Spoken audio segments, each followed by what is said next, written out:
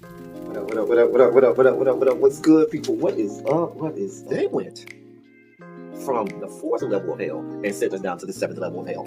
Why? Because then you got Kwanzaa pulling out her titties. The whore pulled out her titties. And these whore bags over here started feeling and fondling on her tits. What? I don't have it to do with you. Girl, you can go over there, rant and rave. Girl, you can shake all your rainbow bright hair all you want, dear one. I'm not doing this. I'm not doing this with you, dear one. I'm not doing this with you, dear one. I don't have nothing to do with you, and I'm done. Baby, you can scream my name from the rooftops from now till Jesus come back. I'm done after this. Introduced to Tick's Meat. Do you see what I see?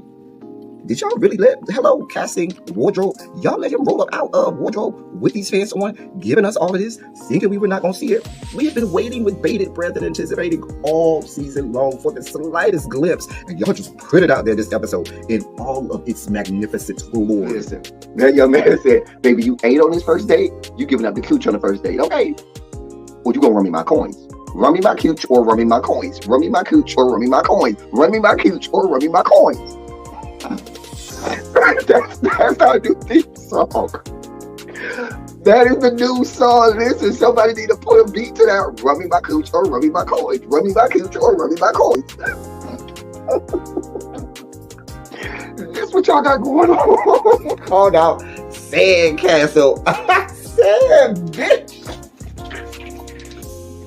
Ow. Oh my God, it was so funny, girl. Ooh, baby, listen, let me tell you something. This shit started to turn into the precursor for some gay porn. That's what I thought it was. Because Big T is getting all, the voice starting to go deeper and get a little more wet and moist and sentimental and all this shit. And it was real gay at this point. Like, I thought the bitches was gonna stop. I thought Lil Bird was gonna turn Big T around and do him like he did Uncle Cliff and do the grease it up with City Lou and ran right in there. It's not a coincidence that Big T started off the conversation by trying to find out if Lil Bird was fucking Mercedes, which he found out he's not. It's also not a coincidence that he would start talking about prison. Why? Because the bitches was probably fucking in prison. Uncle Cliff, you better go get your man. Big T got plans for that. Well, he had on look like something Big Bird vomited up or something like that. Like, I did not like it. That Big Bird couture he was going for, it did not work. Like the pastor of a gay mega church on Easter Sunday. Okay, it was way too much sequins. He had on way too much makeup. Baby, his face looked like Iyanla Van Zandt's neckline. Okay, just way too much makeup, clumped head everywhere on his face. Get it together, sweetheart. And you're a big girl, so that gives you a whole lot of canvas. So that was a whole lot of makeup, honey. Yeah. Rico looked like he was auditioning to be one of the three kings, or he was auditioning to be the main character on Jesus Christ Superstar. Girl, Wayne, did you have on a blue thong or a blue G-string or something? If you did, I want to see it. Get me up in my DMs. I do want to see if you have a blue thong or a blue, jock strap or something like that. I'd love to see it, dude. Anyway, but I liked it with the turtleneck. Now, Troy.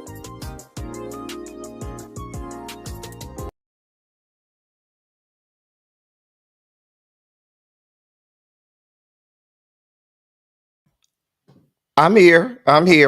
I am here. I had to figure some stuff out. But we here. Hey, everybody. Hello, everyone. I hope that you're having a great Monday. If not, let's try to do something about that and make this Monday go a little better. Okay? Let me post to Bluesky that we are live. And then we'll be ready to go.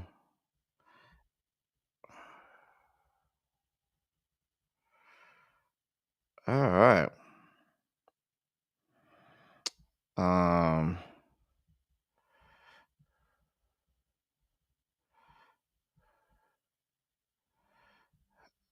Hold on, y'all. I'm coming. Give me just a second.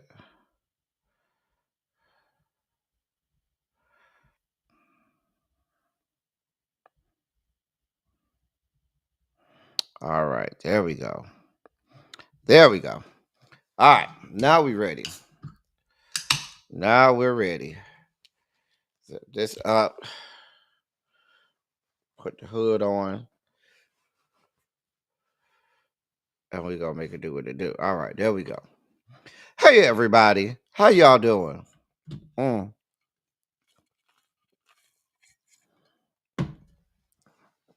Okay, I feel like I need to move this over a little bit. It was raining real bad here today, y'all. I mean, I didn't know we was having internet issues a little while ago. It was raining real bad, but it needed the rain. Y'all, can I tell y'all, if you are anywhere in the Georgia area and you have allergies of any kind, listen, this was not the weekend to be outside. Between Friday and Saturday, y'all, the way this pollen just attacked the whole area, like you walked outside and it looked like somebody had sprayed everything with just yellow dust. Like it was so bad. Anybody else have that in their area or anybody in the Georgia area? It was so bad. Every car I saw, every house I saw had this coat of dust, of yellow dust all over it. It was so bad. If you had allergy, now I'm not, pollen doesn't really bother me too bad, but I have a lot of friends that have issues with pollen and dust and stuff like that. Like it was like stay your ass inside. Now it rained today, thank God, and that rain kind of washed away a lot of stuff. It rained real bad today, but it was real bad. It was real bad Friday and Saturday. I was like, oh, like Saturday, it was like, what is happening? Between Friday and Saturday, it was bad. Anyway, let me say hello to y'all. Hey, Tracy W. What's going on, sweetheart? Paul is finally in class on time. Well, we're glad to have you in class on time, Paul. Hey, Paul. Hey, Terrence. What's good, bruh? What is good, bruh? All of the pupils are filing in on time today. Hey, Universal Goddess. That's probably because I was a little bit late. I had to take care of something, y'all. Hey, Tamara, what's going on? Pinky Tiki is here, and she says she is on time. Cams, I called you the other day. Excuse me. I called you the other day, Cams. You ain't even answer my call. You ain't text me. You ain't tried to see what was going on. You don't care about me. Y'all see how he do me? Child. Hey, Brown Mama. How are you? Hey, Tarshell, you all right over there, boo? Mm-hmm. Janae, how are you today, sweetheart? You okay? You okay? Hey, Catherine Powell. What's going on? Hey, China White. How are you? Uncle Jay. Good to see you. Hey, boo. Hey, Amber. What's going on, Amber? Montrez, what's good, bruh? What is up? What is up? Well, we glad that you over there getting your stuff done for school. You know, we always here to support our people as they pursue their education. So keep on in school because I might need you to whip me up a little something. I'll be hungry. Anything with seafood, I'll be okay. Okay. Mm-hmm.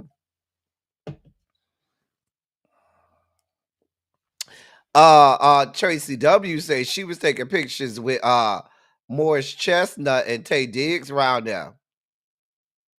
Now, if this was 1994, we'll be in a good place, but it's 2025.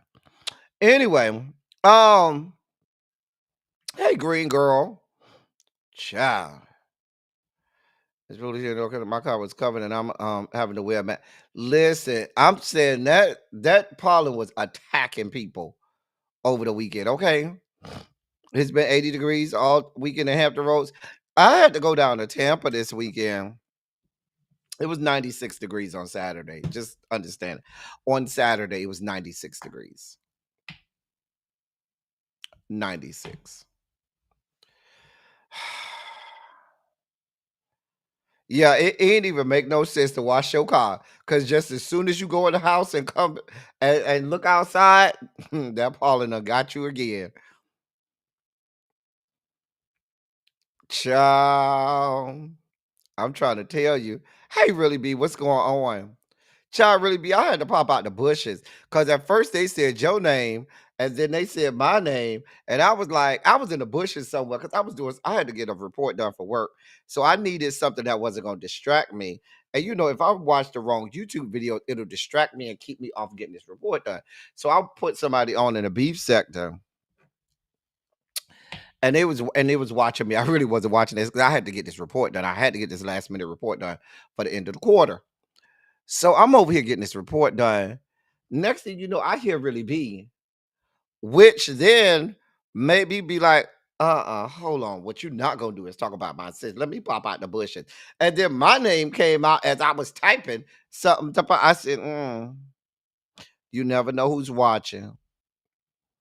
Hey, Demetria. Cha. Hey, Antonia. Excuse me. Hey, Yana, what's going on? So yes, honey. Hey, Sharice. Hey, boo. Cha. Yeah, just let me know, Amber, when you come. Cha. Ain't no pollen, but you might die heat stroke. Cha.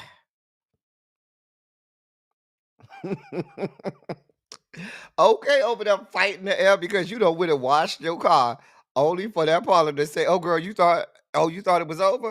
Okay, girl, get some of this. Hey, Miss Shorty B, what's going on, sweetheart? Child, it wasn't nothing bad. It wasn't nothing too bad. Girl, I'm gonna call and tell you. I couldn't call you because I was doing this report, but girl, I'm gonna call and tell you, honey. I'm gonna call you, Really B. Anyway,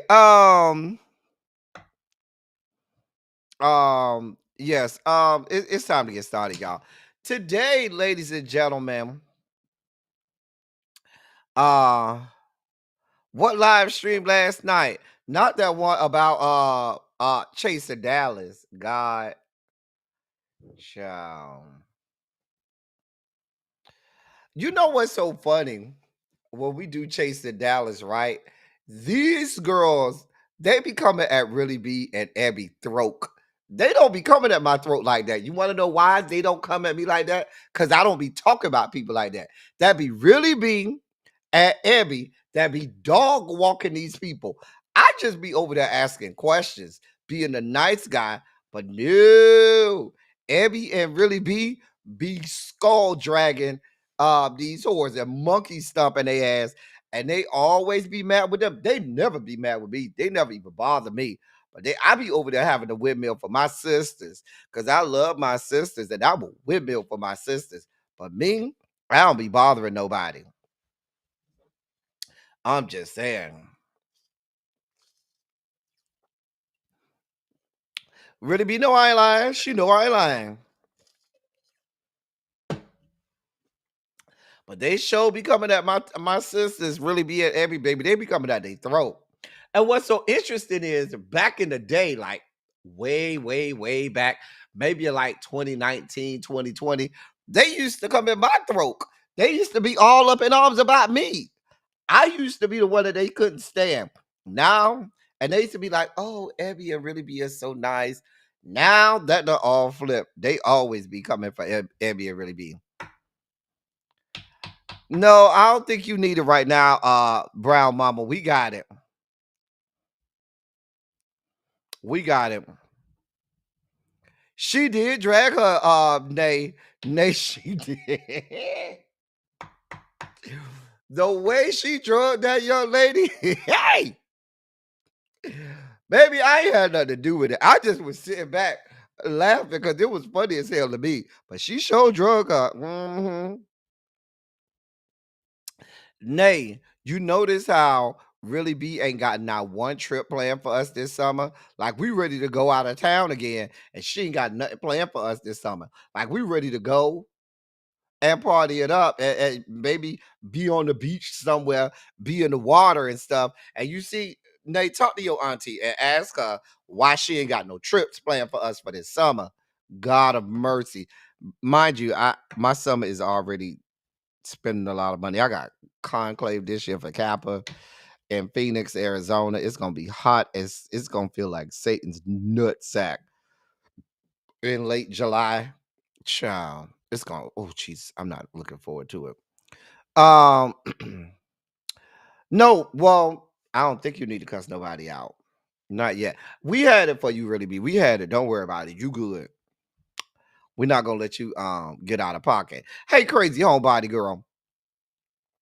What's going on, beautiful? So, yeah, today is our last day of Black Women's History Month. And this will be our last day of Black Women's History Month. I'd have made it through all the way through to the 31st. Every live, we have had a Black Women's History Spotlight. And we have learned about some great, great, great Black women. Can we give a Shondo in the chat? Hey, Danny, what's going on, beautiful? Can we give a shout out to all of the great, beautiful Black queens who we have heard about and learned about all month long? Like, we done learned about some great Black women. Most of them I did not know about. Many of you all said you didn't know about them either.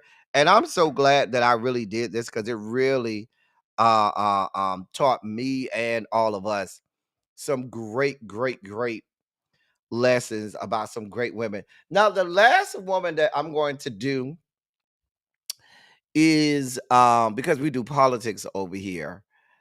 And she's one, you probably know who she is, and it's okay if you already know who she is. I'd be surprised if you did not know who she is. All right, Amber, go study, honey. Go get that work done.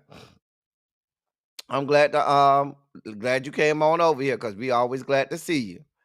So, our last spotlight for Black Women's History Month is one of my personal favorites.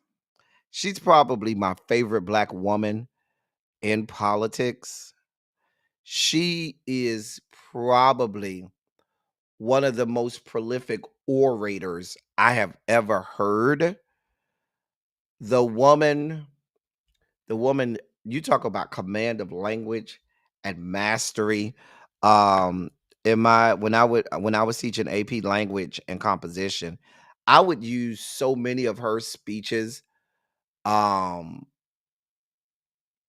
do rhetorical analyses of.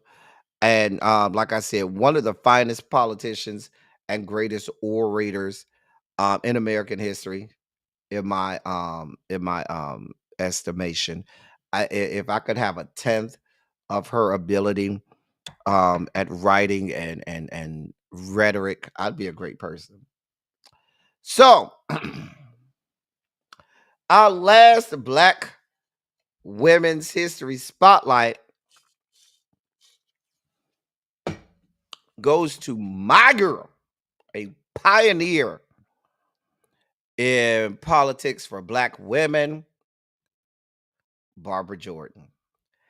If you know me, you know this woman right here, Barbara Jordan, is, you don't have too many people that go higher for me than this woman right here. And like I said, most of you all know who Barbara Jordan is. Hey, Xavier. And what the hell you been, Xavier? You've been skipping class the last few days, like the last week or so.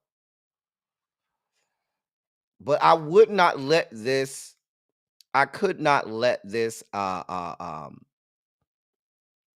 Black Women's History Month pass without spotlighting Barbara Jordan.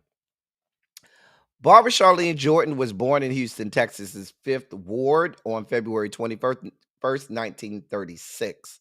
She received her education in public schools in Texas and graduated from Texas Southern University in 1956 with a BA in political science and history. Jordan then received her LLB from Boston University School of Law in 1959. She was admitted to the Massachusetts and Texas bars in 1960. Afterwards, she decided to practice law in her hometown, Houston. At the time, Jordan was only the third African American woman to be licensed to practice law in Texas. Barbara Jordan entered Houston politics in the early 1960s. Though unsuccessful in obtaining the nomination as state representative in 1962 and 1964. In 1966, though, she became the first African American since 1883 to serve in the Texas Senate and the first Black woman elected to that body. She later served as president pro tem of the state Senate and for one day in 1972 served as acting governor of the state of Texas. In November 1972, Jordan, a Democrat and protege of former President Lyndon Johnson, defeated Republican Congressman Paul Merritt to represent Texas's 18th district in the U.S. House of Representatives. Jordan was known for her expert knowledge in constitutional matters. With help from former President Johnson, Jordan obtained a seat on the House Judiciary Committee, where she earned a national reputation for her prominent role in the President Richard Nixon impeachment hearings in 1974. Probably one of the most famous speeches I've ever heard in my life. One of the greatest speeches I've ever heard in my life. Jordan's name appeared as a sponsor on several major pieces of legislation, including Consumer Goods Product Pricing Act of 1975, the Voting Rights Act of 1975, an extension of the more famous 1965 measure, and the Equal Rights Amendment in 1977. The Voting Rights Act of 1975 extended to Spanish heritage, American Indian, Alaskan Natives, and Asian American language minorities. The provisions, which had successfully registered to vote thousands of African Americans in the South in the previous decade. Jordan also helped extend the state ratification deadline for the Equal Rights Amendment from 1979 to 1986. She was also a supporter of the Community Reinvestment Act of 1977, which required banks to lend money and make services available to underserved, poor, and minority communities. In July of 1976, she became the first African American and the first woman to deliver a keynote address to a Democratic National Convention. The first African American and the first woman. So she was the first Black person, man or woman, and she was the first woman to deliver a keynote speech, to be a keynote speaker at the DNC, and that was in 1976. She returned as a keynote speaker at the National Democratic Convention of 1992. In 1973, Barbara Jordan began to suffer from multiple sclerosis. For some time, she kept her illness from the public and the press, although she began to use a cane by the late 1970s and was eventually confined to a wheelchair.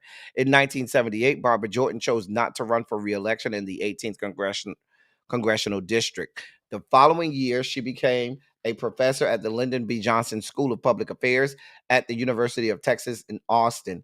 Also in 1979, she was named Centennial Chairman of the Lyndon B. Johnson Institute for National Policy. In 1994, she was awarded the Presidential Medal of Freedom, and 1 year later, she became the second woman in history to win the United States Military Academy's Sylvanus Thayer Award. She passed away in Austin, Texas on January 17th, 1976. She, although it did not talk about here, she is, if you go and study speech and debate, she is a pioneer and trailblazer in speech and debate. That Texas Southern speech and debate team won national championships. It was the first Black team led by her. She was the head and lead of that debate team. They were the first Black team to from any HBCU or first Black team period to win a national debate competition. She was heralded in her ability to speak, and that is my girl. One of my favorite. She's also a pioneer in the LGBTQ plus community. She was a lesbian. She lived with her lover until she died. And she didn't like come out saying, "Hey, I'm a lesbian," but those who knew her knew, and if you asked her, she would tell you. Um, but she is not she is a pioneer in the Black community, pioneer in the LGBTQ plus community, and she is our last spotlight for our Black Women's History Month, that being Miss Barbara Jordan. If you've never heard Barbara Jordan's speech um at the Richard Nixon hearings, Google it. It is, oh my God, it is a complete and Richard Nixon spoke to the fact that her speech was one of those seminal moments that really made him, he would go back and replay it in his head, and it was one of those things that let him know that it was time to let this go. That along with, other people letting him uh um telling him, yeah, this not gonna happen. But he oftentimes points to her speech really hitting him in the gut. So shout out to her, shout out to Barbara Jordan. Um, but yeah, she is a legend in the debate, in debate history. Hey Cassandra. So that's Barbara Jordan. And with that, ladies and gentlemen, non-binary gender conforming members of our audience, I bring to you the great Larry Myers to usher in our sugar spike segment.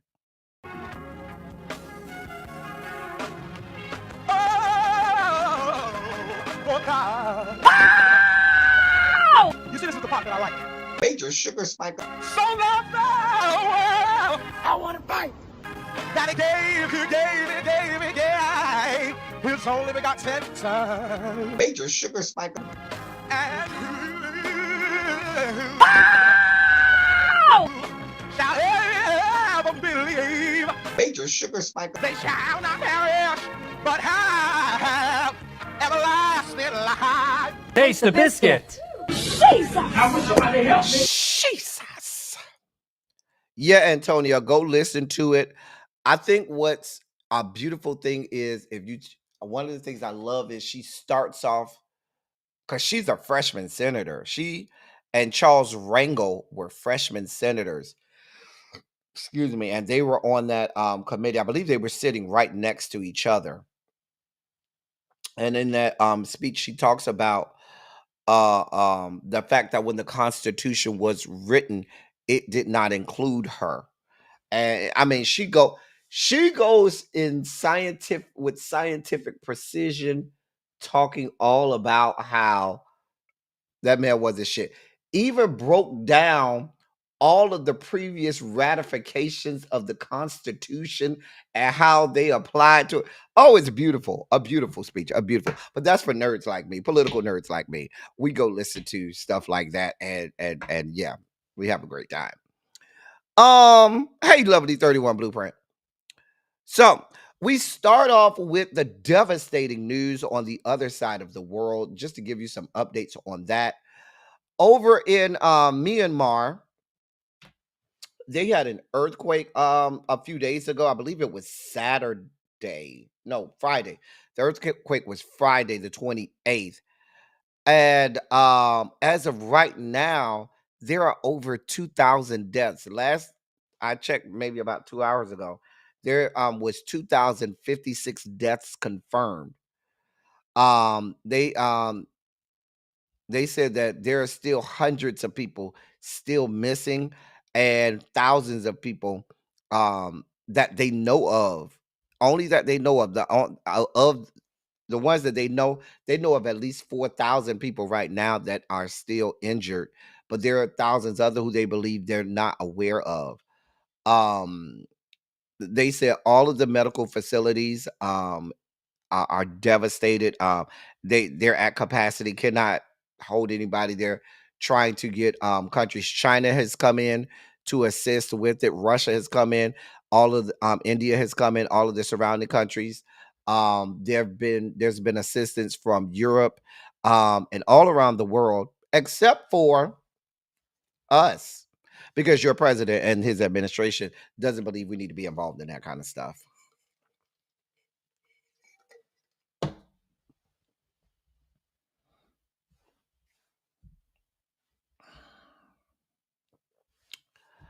I'm just telling you how it is.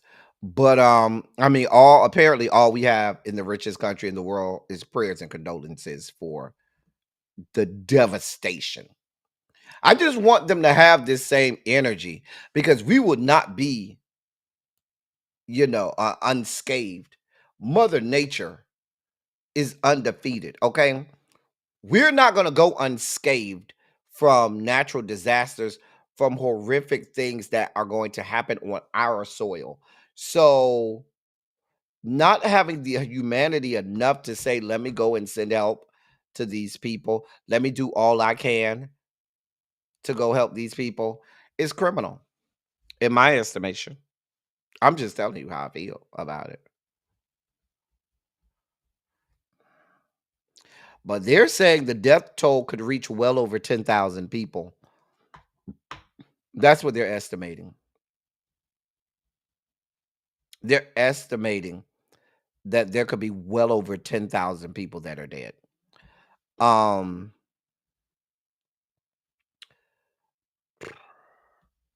One of the worst affected cities, in the country's second largest city with more than 1.7 million people.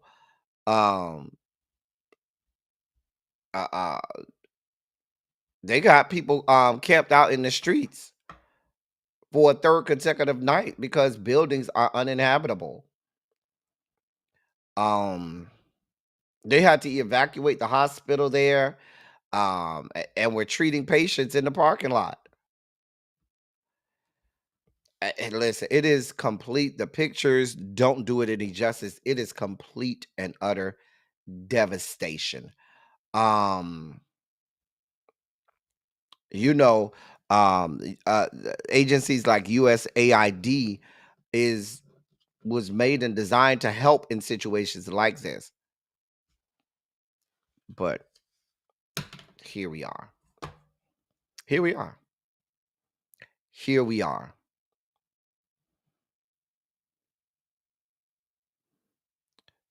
You say your Lily White English teacher told you if you can't debate like Bob. I'm telling you, she didn't play around. She did not play around. But yeah, this is complete and utter devastation. And y'all playing politics with money to go and help people. Um, I mean, even people who are adversaries of ours, China, Russia, they all sent money immediate and help and aid and assistance immediately. But we over here playing games. But your president has time to he's almost at $30 million spent just on golfing trips so far, and he's only been in office 2 months.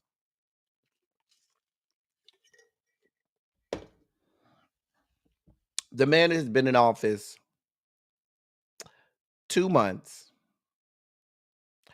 and has already spent almost $30 million on golfing trips.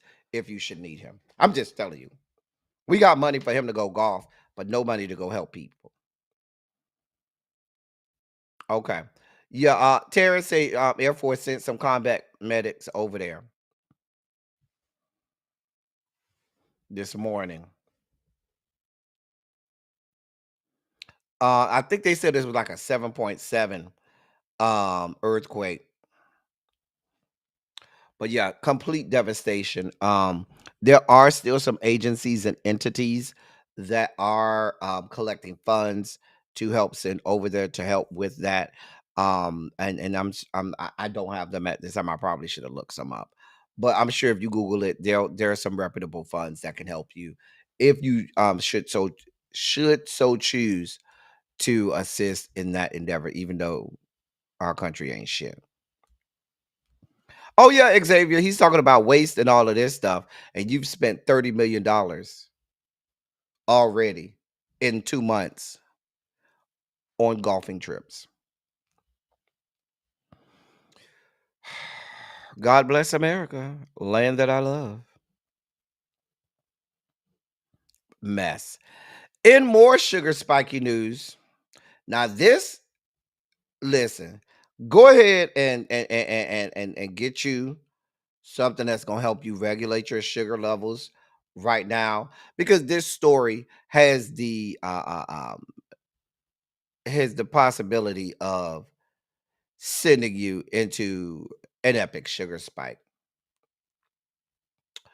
According to ProPublica, leaders at the CDC, the Centers for Disease Control and Prevention, ordered staff this week not, let me say that again, ordered staff this week not to release their experts' assessment that found the risk of catching measles is high in areas near outbreaks where vaccination rates are lagging, according to internal records reviewed by ProPublica.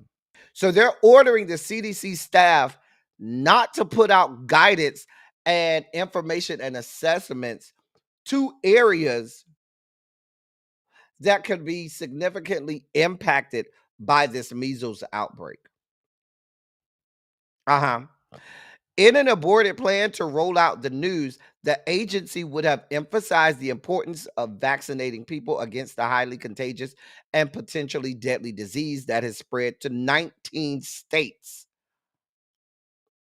A CDC spokesperson told ProPublica in a written statement that the agency decided against releasing the assessment, quote, because it does not say anything that the public doesn't already know, end of quote.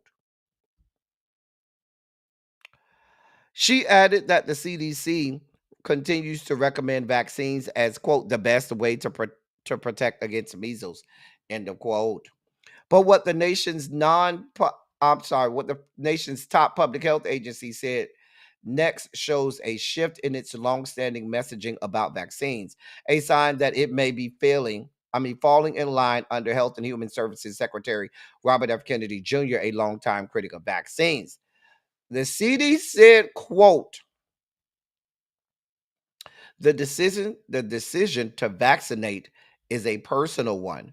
People should consult with their healthcare provider to understand their options to get a vaccine and should be informed about the potential risks and benefits associated with vaccines, end of quote. Now, if you listen to that statement, you notice the first thing they said, people should be informed about the potential risks first. Before they talk about the benefits associated with it, they said people should be informed about the potential risks and the benefits associated. So it's the risks first. Basically, discouraging people from getting the vaccine.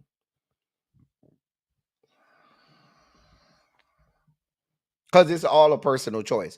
You make the personal choice to put yourself and everybody around you in harm's way.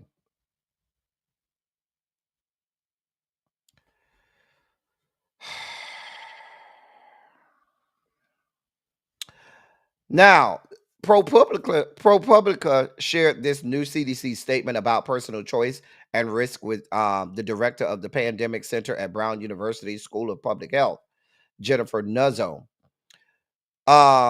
She said that this shift in messaging and the squelching of this routine announcement is alarming. She went on to say, quote, I'm a bit stunned by that language. No vaccine is without risk, but that makes it sound like it's a very active coin toss of a decision. We've already had more cases of measles in 2025 than we had in 2024, and it's spreading to multiple states. It's not a coin toss at this point, end of quote. For many years, the CDC hasn't minced words on vaccines. It prompted them with confidence. One campaign was called, quote, get my flu shot, end of quote. The agency's website told medical providers they play a critical role in helping parents choose vaccines for their children. Quote, instead of saying, what do you want to do about shots? Say, your child needs 3 shots today, end of quote. Now, Ms. Nuzzo wishes the CDC's forecasters would put out more details of their data and evidence on the spread of measles, not less. She went on to say, quote, the growing scale and severity of this measles outbreak and the urgent need for more data to guide the response underscores why we need a fully staffed and functional CDC and more resources for state and local health departments. End of quote. Oh yeah, they're poised to eliminate 2,400 more jobs down to the HHS. I'm sorry, down to the CDC alone this coming Thursday. Yeah, they're going to cut 2,400 jobs at the CDC this coming Thursday if you need them.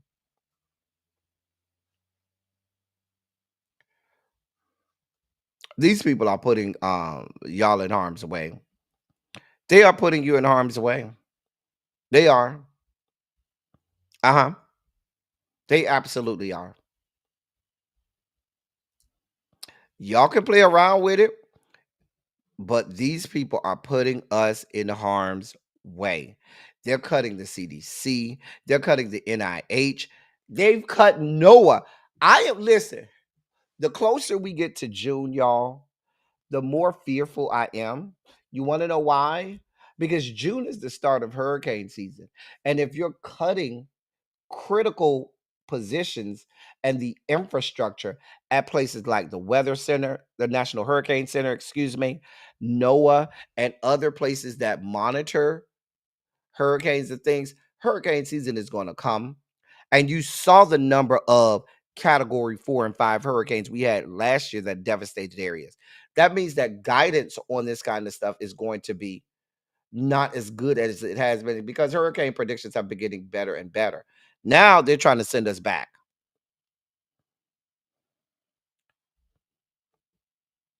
Well, that's in most areas.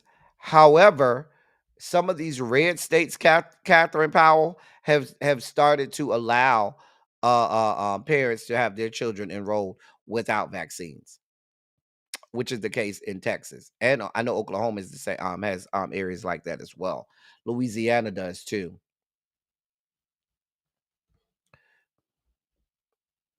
I'm just saying. Oh yeah, while also cutting FEMA funding. So when you do get hit by these hurricanes and natural disasters, they won't have any money to send to you. I'm just saying. What her name, Christy Nome, said her plan is to get rid of FEMA altogether. Uh-huh. These people want us to die. But this is happening. Oh, I went the wrong way, y'all. Sorry. Well, I I'm not of Trump is saying that there are ways that he could do this third term, right? I'll get to that. Let me state my opinion first. I don't believe that there'll be a third term situation. I just believe whole right that they're going to try to find a way for there not to be an election at all.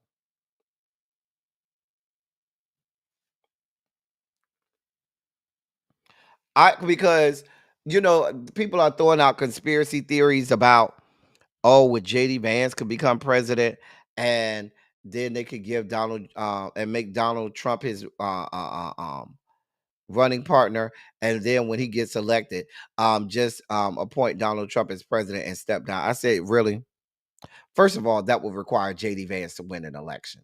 Second of all, that means that he would become president and give up his power to you. Really? Ch- But yeah, Trump reiterated yesterday, Donald John reiterated yesterday that people are begging him to do a third term, and so many people want him to do one.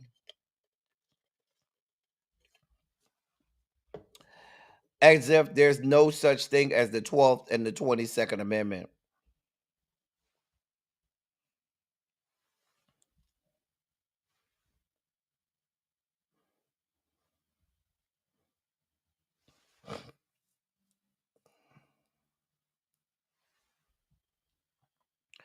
I'm just saying.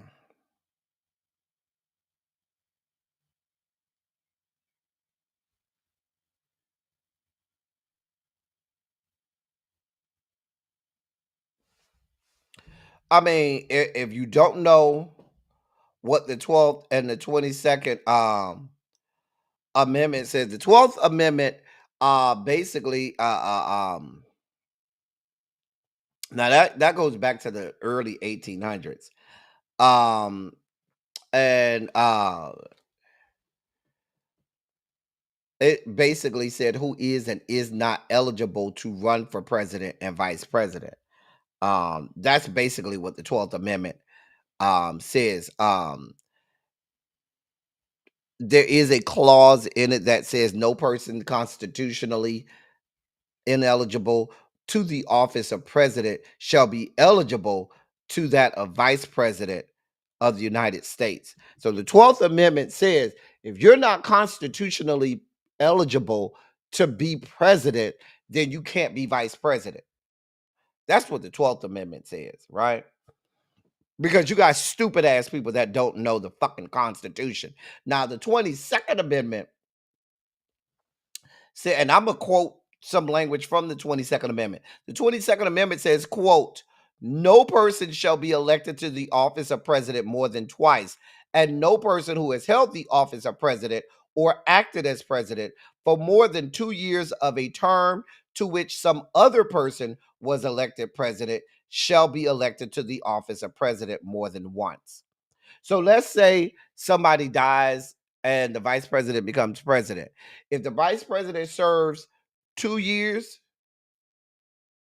or more, he can only run for election one more time. He could run for re-election and that's it. He wouldn't be able to do another term after that. You see where I'm going with this? So I don't know. That's why I say there's nothing in me that is going to make me believe that even with the way that our Supreme Court SCOTUS is going, I just do not. Before we even got to the 22nd Amendment, we would have to look at the 12th Amendment first. And the 12th Amendment clearly states if you're not eligible to be president, you cannot be vice president.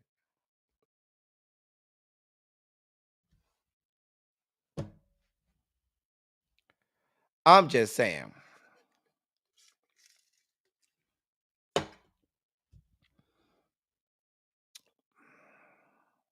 Now, hey, Chimera, my theory is that they just don't have an election and he just stays in office damn near perpetually. I think that's more feasible. I think them just summarily foregoing an election is more likely than this man getting a third term. And so, but that's why Chimera, they don't follow the rules, which is why I could see them saying we're not having another election. I think that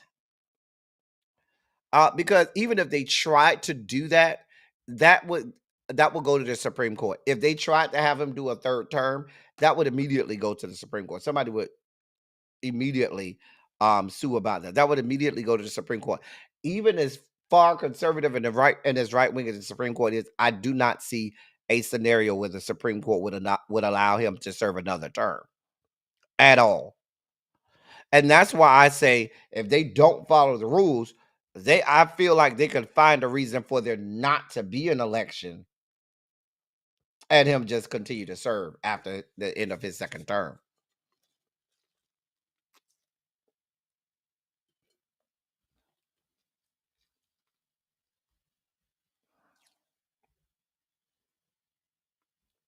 So that's where I'm at with it.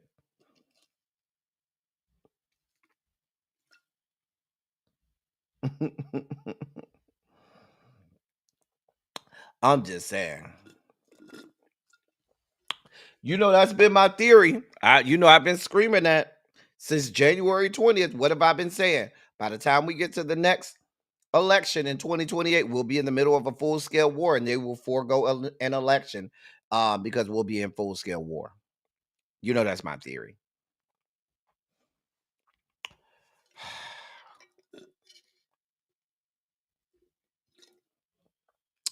So, but to me, All of this is smoke and mirrors. What you're trying to do, sir, you're trying to take our attention away from the fact that you and all of your national security team violated law.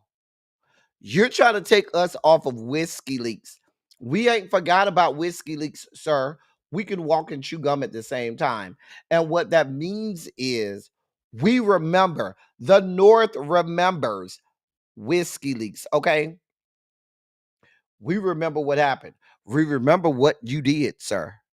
Not you, but your team did. And the fact that you're allowing these people to stay in office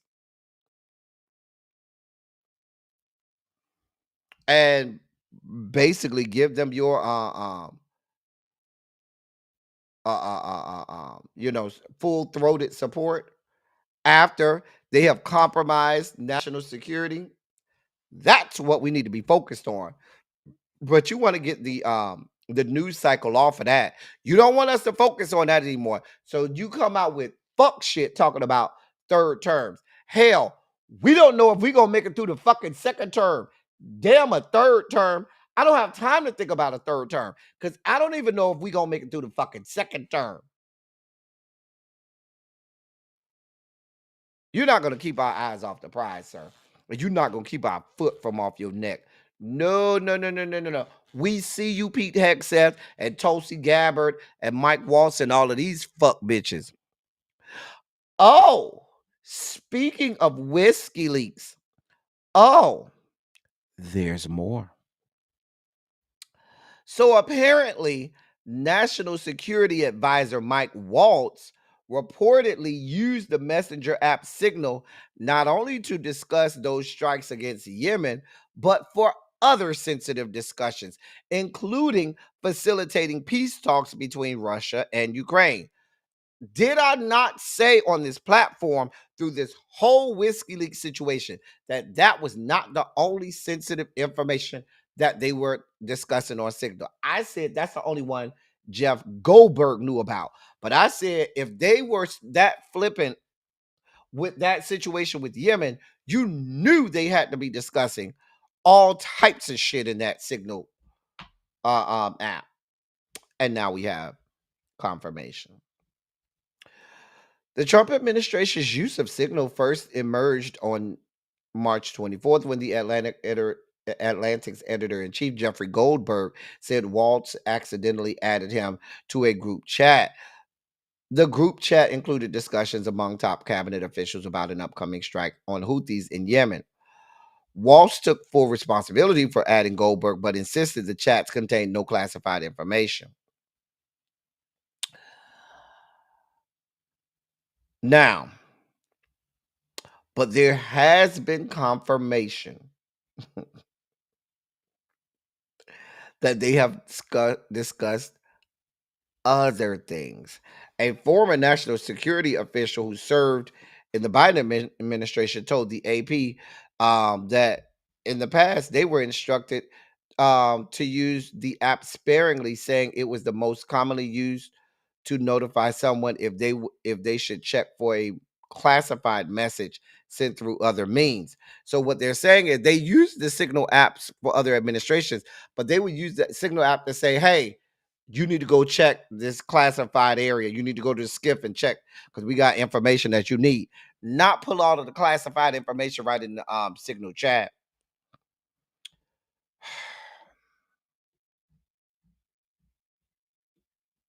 But yeah, they have confirmed that they were discussing all types of sensitive information there.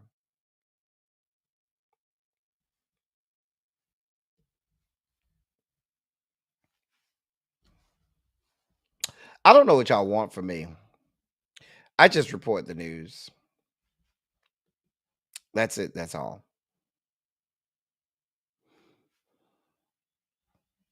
Anyway.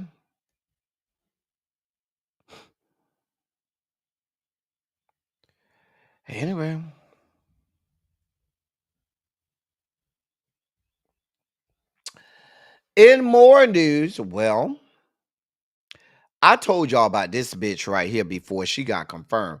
When she was nominated to be on the team, I told y'all this bitch wasn't shit. I know Pam Bondi from Florida. That bitch ain't been shit for a long time. Let me read this to you.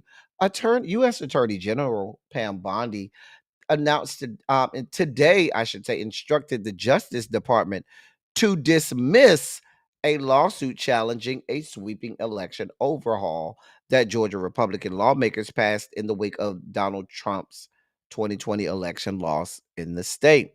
The lawsuit filed in June of 2021 under former President Joe Biden alleged that the Georgia law was intended to deny black voters equal access to the ballot. Pam Bondi said the Biden administration was pushing, quote, false claims of suppression, end of quote. She went on to say, quote, Georgians deserve secure elections, not fabricated claims of false voter suppression meant to divide us, end of quote. The law was part of a trend of Republican-backed measures that tightened rules around voting, passed in the months after Trump lost his re-election bid to Biden, claiming without evidence that voter fraud cost him the victory.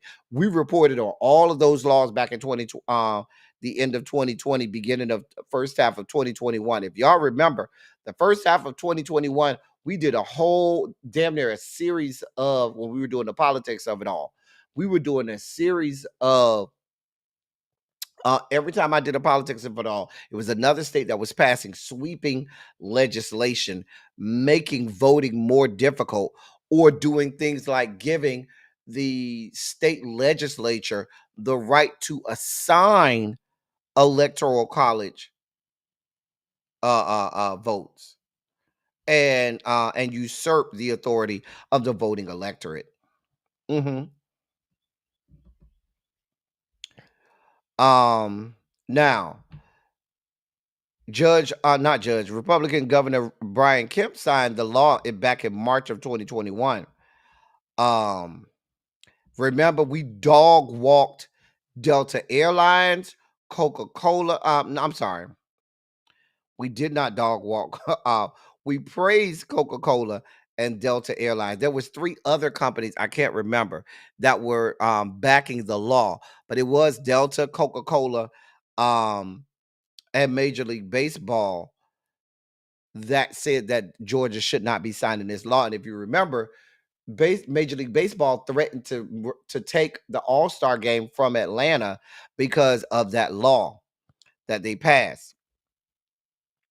That law is also part of the reason that they are in the process of purging 850,000 voters from the rolls in the great state of Georgia. Let me say that again. They are in the process of purging 850,000 voters, almost 1 million voters from the rolls in the great state of Georgia, all supported under the backing of this law here. But according to Pam Bondi, there's nothing to see here. Now, I've been saying since we were in the election cycle, I would go and monitor just once a month, set a reminder for yourself, check my voter registration once a month. Maybe you make it the 12th day of every month. Every 12th day of the month, just go, set a reminder, just check on your voter registration. Check on your voter registration. Set an ongoing reminder every 12th, because so many of these states are finding creative reasons to remove you from the voter roll. Just finding reasons. Now, here's what's so important. A lot of states are removing people from the voter roll because they did not vote. Remember, last election cycle, you had millions and millions of Democratic voters that chose to sit out on the couch as opposed to going out and voting, which means that these are the people who are first up with regard to getting purged off a lot of these voting rolls. So if you know somebody now, it's a lot of people who y'all know full well they didn't go their ass out and vote. And you may want to tell them, listen, just go once a month, just go check. And even if you find yourself purged, not a problem. I'll go ahead and fill out this form again, because what you're not going to do is deter me from voting. I'll go ahead and fill out this voter registration form again. We'll do that. I got all my paperwork right here. Sure will. Got my ID and all. Do. Because they're going to try it. They're going to try it. But here we are. So, but the point that I'm making is the Biden administration had a lawsuit out against the Brian Kemp and the state of Georgia for passing this law that was outright voter suppression. The Pam Bondi says we're going to dismiss this case. We're going to just drop this case. Yeah, we're not going to do any parts of that. We don't give a damn about voter suppression, especially not in the state of Georgia that went purple in 2020 and in the midterm election of 2022. Now Georgia went back red, thanks in part by this law, but also thanks in part by a lot of people not voting. And like I said, they love to purge people who don't vote off the voting rolls.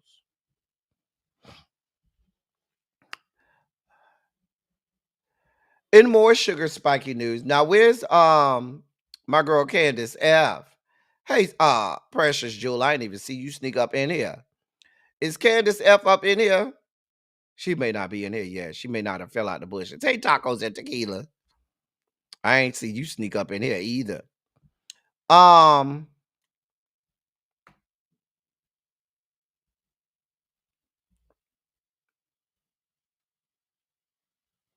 Where she's not here. Well, I just wanted to know if she was in here because this story she may be interested in. So over the last end of last week, I should say, your president signed an executive order that directed agencies to terminate already signed collective bargaining agreements and to cease, and to quote, cease participating in grievance procedures. Let me say that again. Now, this was last week. There was an executive order signed. Let me tell y'all now. Now, you got all these people, these pro union people that were bending the knee to Trump, right? During the election cycle, right? Now we have this man signing an executive order that directed all government agencies to terminate all of the already signed, notice I said already signed collective bargaining agreements, and to quote, cease participating in grievance procedures, in the quote. So you can't even go file a grievance at your place of employment anymore if you work for the government. Mind you, there is a federal employees union, and they legally have the right to collectively bargain. Well, so that was the executive order last week. Well, here's the update. A federal employee union has sued to block a Trump administration order that would strip bargaining rights at 18 departments, arguing the president abused a limited national security authority to attack unions. The Civil Service Reform Act that gives federal employees the right to unionize does have exceptions for national security, but in its suit, the National Treasury Employees Union argues Trump went beyond authority that allows its use of an agency, quote, primarily does intelligence, counterintelligence, investigative, or national security work, end of quote. The lawsuit goes on to say, quote, the president's sweeping executive order is inconsistent with this narrow authority. The administration's own issuances show that the president's exclusions are not based on national security concerns, but instead a policy objective of making federal employees easier to fire and political animus against federal sector unions, end of quote.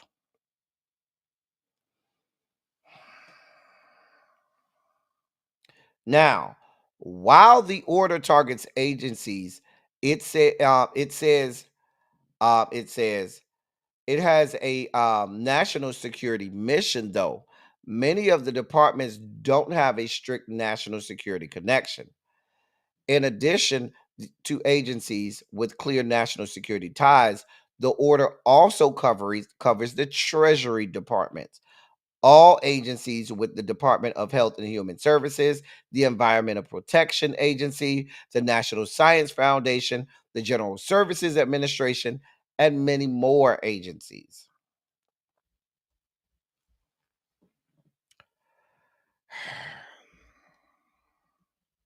I don't know. I don't know what. Listen.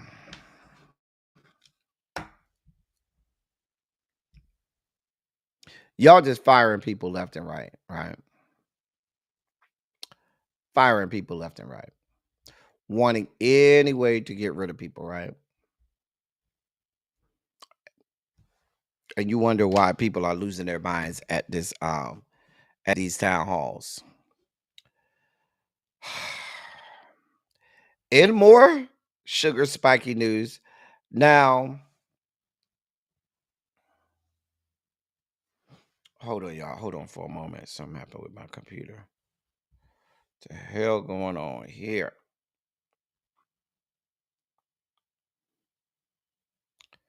The hell is going on right here?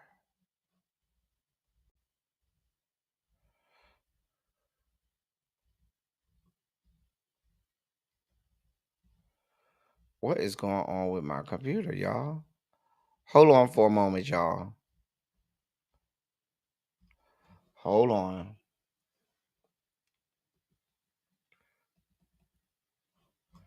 Hold on for a moment, y'all. I don't know what just happened with my damn computer. Lord. What just happened?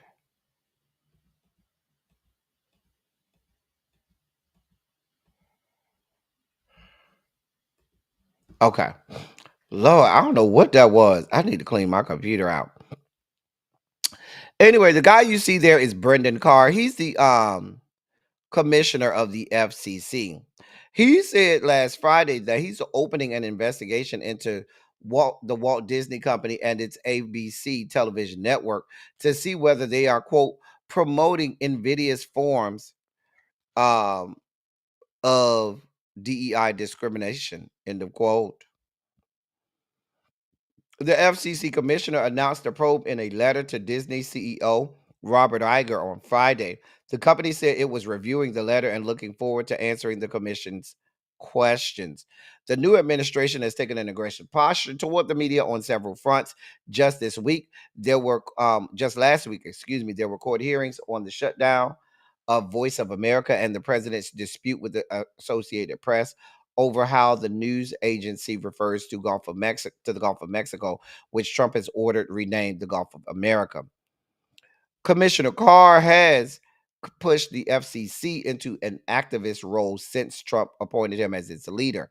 For example, the FCC currently has open investigations into ABC, CBS, and NBC News. Commissioner Carr said in his letter to Robert Iger, quote, for decades, Disney focused on churning out box office and programming successes. But then something changed. Disney has now become embroiled in rounds of controversy surrounding its DEI policy, end of quote. Here's my thing to Disney. Now, at ABC, y'all remember just this past fall where you bent the knee to Donald John because Donald John did that had an issue with George Stephanopoulos's coverage of the election cycle, and Donald John didn't like some things that George Stephanopoulos said about him and about Kamala Harris, and y'all ended up settling with him and paying him, I think, like $30 million or something like that. Well, where did that get you, ABC? Because y'all done paid this man tens of millions of dollars, right? And he still has his foot on y'all neck. They're threatening to take your license, right? Your broadcasting license. They have the FCC looking into you. And y'all could have just saved that money and said, well, bring it on. And said, I'll meet your ass in court. Like the governor of Maine told his ass. Well, bitch, I'll see you in court then. If I was right, but y'all want to always preemptively bow your head and bend the knee. But what you don't understand is a bully don't give a damn if you bend the knee. You can say, oh, here goes my money. Please don't beat me. And he's still going to fuck you up because it's all about the power. The money and stuff, that's that's a sideshow. That's a red herring almost. What they want is the political capital they get from forcing you to bend the knee. It ain't got a damn thing to do with the money. They'll take the money, but they want to show others that they can get you to bend the knee. And the fact that you did it so quickly and easily let them know you weren't going to put up a fight. And so now when they put this letter out on you, and Trump has his commissioner of the FCC tell you, bitch, you doing too much DEI, get rid of it, or we going to shut your ass down. They don't have no reason to believe that you're not going to shut it down. And what they want to do is get all of the other television programs to do it. Then it's not going to stop there. Then they're going to say you can only post news stories that are favorable to me and my administration. You see where this is going, right? But you also willingly bend the knee.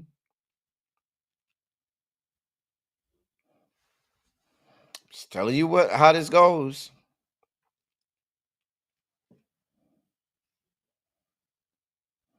You would think that they would have enough lawyers to know that, Janae, but they don't care. Moving on. We do have some good news. So over the weekend, there was an election in the great state of Louisiana. And we have some good news coming out of that election down to the great state of Louisiana. Louisiana voters rejected 4 constitutional amendments championed by Republican Governor Jeff Landry related to crime, courts, and finances. Voters said no to each amendment by margins exceeding 60%, according to preliminary results the Secretary of State's office released after voting concluded Saturday evening. Landry and his allies have crisscrossed the state in support of an amendment that would have made sweeping changes to the revenue and finance section of the state's constitution. The amendment received bipartisan support from lawmakers during a November special session on tax reform and was presented as a way to boost teacher salaries, curb excess spending, and get rid of special tax breaks in the Constitution. Yet critics from the political spectrum lambasted the proposed amendment as lacking transparency. The bill exceeded 100 pages, but was condensed into a 91-word ballot question for voters.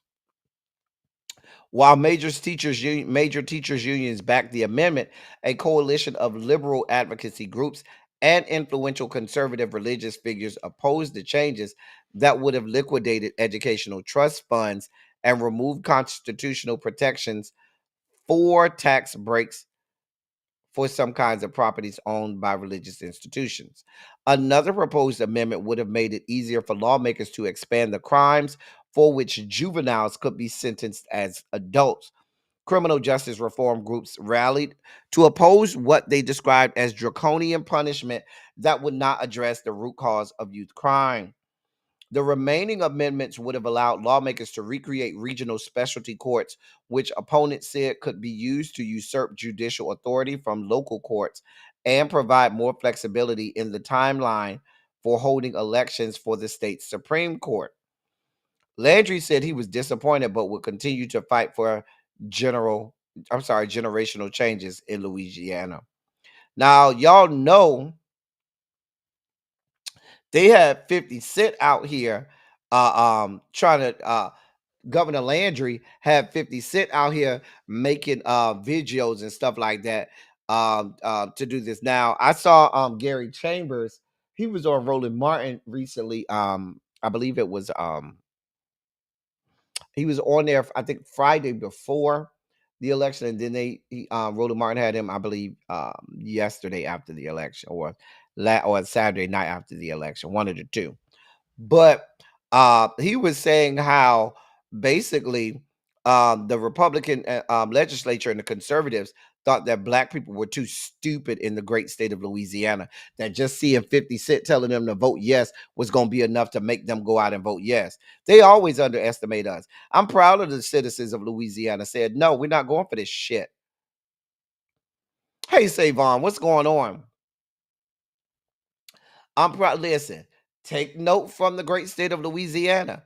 When it's time for you to go vote, do the right thing. Tomorrow, Minnesota will be voting. Not Minnesota. I'm sorry. Wisconsin will be voting on that Supreme Court seat. Elon Musk just gave $1 million to 2 people to vote his way on that. We know Susan Crawford is the one we want in that spot. There's 2 special elections tomorrow as well in the great state of Florida. District 1 out there in the Panhandle area, and then District 6 over in parts of Brevard County, parts of Volusia County, and what's the county over there with Deltona? Not Daytona, but Deltona. But that general area, Ormond Beach down to parts of Brevard County and going west toward Deltona and stuff like that. There, that seat is open as well. So go, let your voice be heard. Do not let them make you feel like you can't, y'all can't make changes. Well, he just bought a bunch of property in Shreveport, Louisiana, and he wants to build a some studios. Like he want to build his own version, I guess, of the Tyler Perry Studios. He just bought some studio. He just bought some land so he can build his own studios out there. So I guess he could make more films and whatnot. You know, he trying to get his Tyler Perry on. I hate any and everything about 50 Cent. There's no redeeming qualities about that man. I hate him and everything about him. I really do. But that's why he's in Louisiana, doing all of that. And so he got them to allow him to get this 45-year. He has 30 years. He has a 30-year lease on some property there that they let him get for the studios, and then he has an optional 15 years after that. So yeah, he is dangerous, Xavier. Very. In more sugar spiky news, now we have more arrests being made by ICE at colleges and universities. Let me read this to you. As the Trump administration continues to detain foreign students across the U.S., officials in Minnesota want to know why a graduate student of the University of Minnesota was also swept up.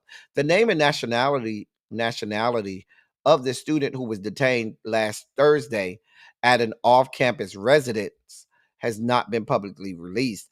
According to officials, the university was not given prior notice of the detention, nor did they share information with federal authorities. In a post on X, Senator Amy Klobuchar said, quote, "My office and I are doing all we can to get information about this concerning case. We're in contact with the university and understand they had no prior warning or information that led to this detainment," end of quote. Similarly, on Friday, March 28th, Governor Tim Walz said he had spoken to officials with the Department of Homeland Security. The Associated Press reports that the student is enrolled in business school at the University of Minnesota's Twin Cities campus, and that they are receiving legal aid and support services from the school. A protest was held in downtown Minneapolis following the student's arrest. This is happening all over the country, y'all. All over the country. They're picking up students from all right at this point. They have detained students from Palestine, Iran, Korea, India, the UK, Gambia, and Lebanon. This is listen. They're taking all of them to ICE detention centers. Listen up. Where? In Texas and Louisiana, which is in the Fifth Circuit. And we know, what do we say about the Fifth Circuit? Say it with me, class. What is the Fifth Circuit? Where democracy goes to die. Thank you, my wonderful pupils. Mhm. Now, it's so many people I see saying, well, that's not my problem. I'm a citizen here. This ain't my issue. I told y'all they're using these people here legally now. Mind you, these people are here legally. Meaning, and if they're here legally, they have the same right to due process as any US citizen. If they're doing this kind of stuff to people who are here legally, who are supposed to have due process and just may not be a citizen, do you think they aren't sharpening up their skills in order to do this to actual US citizens? They're just testing all of this out so that when they're ready to do this to actual US citizens, they already have the kinks worked out. I'm telling you how this is going to go. The man has the FBI, the CIA, and the Justice Department at his beck and call. They are testing the system. This will start happening to US citizens. And more sugar spiky news. So, federal agents are conducting an arson investigation in Albuquerque, New Mexico, after officials said someone intentionally set a fire at the New Mexico Republican Party headquarters. Someone also spray painted the words ICE equal KKK on the building early Sunday morning. In a statement, the party called it a horrific attack and said it's not an isolated incident, but part of a pattern of politically motivated violence nationwide. The New Mexico GOP chairperson, Amy Bareilles, said authorities are now investigating it as a hate crime. Quote, with everything going on across the United States, I'm really worried about the safety of our staff. This has been deemed a hate crime, and I know they're going to be back out today to do more investigations and collect more cameras from the neighboring businesses, end of quote. And that's what Amy Barella told news outlets.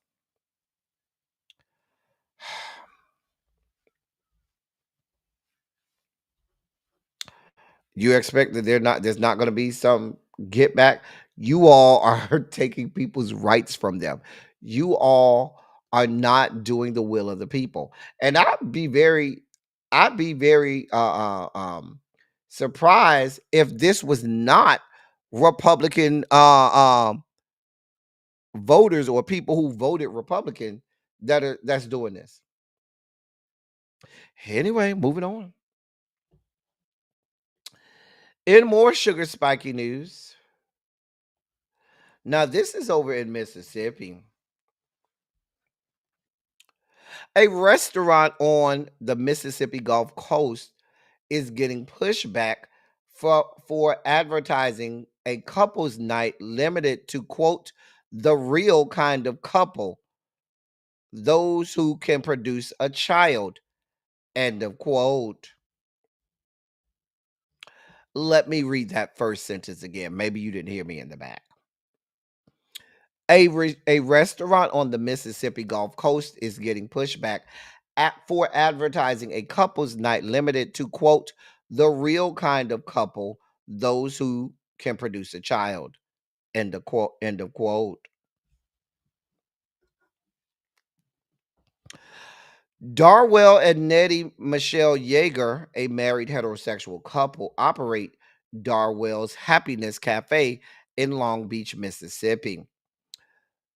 They posted a video to Facebook Wednesday, offering a meal discount to couples who meet those qualifications. Quote, if you're a couple, husband, wife, boyfriend, girlfriend, guy and girl couple, end of quote.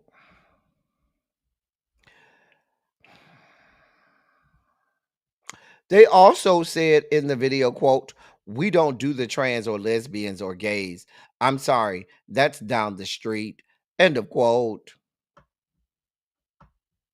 The video has been taken down and most of the restaurants' Facebook posts are marked, quote, this content isn't available right now, end of quote. But the video got much attention when another restaurant, Tracks Bar and Grill, shared a screen recording of it in outrage.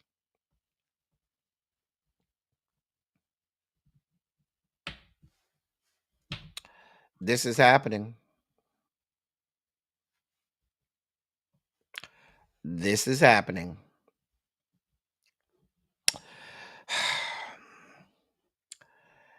In more news,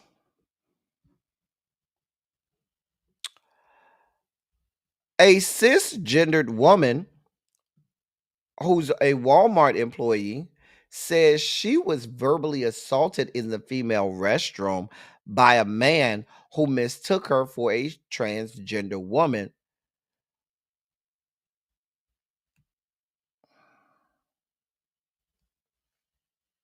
Now, she was fired because she reported the incident to the wrong supervisor, and they stated that it created a security risk.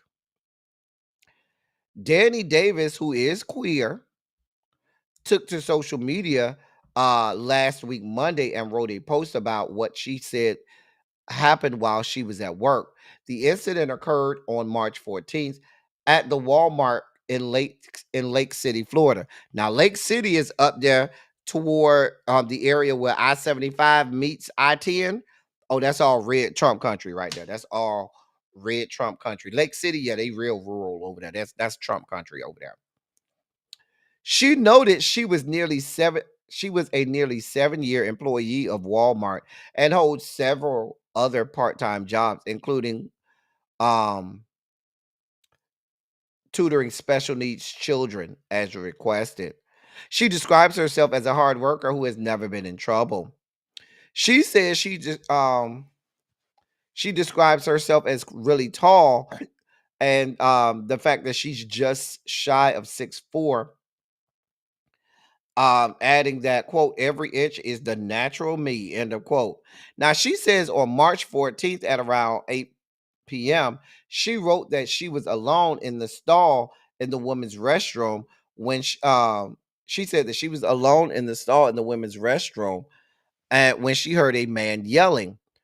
In her post, she wrote, quote, the voice was much louder than simply someone yelling in front of the door. The man was fully in the restroom yelling something about transgender woman. She said the man yelled he was going to beat them and was going to, quote, protect his wife and girlfriend from them, end of quote, while his wife or girlfriend was pleading with him to stop and leave before he got into trouble. Now, Ms. Davis wrote that she was scared and froze, not knowing if the man was going to physically attack her. Quote, I was the only one in there, and it seemed pretty clear that he saw me enter the restroom, and he assumed that I am trans because of my height. It was terrifying, and I wish no one else ever had to experience that, end of quote. The man eventually left, and Ms. Davis was able to leave the restroom and return to her workstation. Now, she went on to write in her post, quote, my immediate supervisor came by and noticed that I was visibly shaking and emotional. After taking a few moments to calm myself down, I told her what had happened. I didn't go home since it wasn't long until my shift was done. Less than a week later, I was fired. End of quote. And that's what she wrote on her post.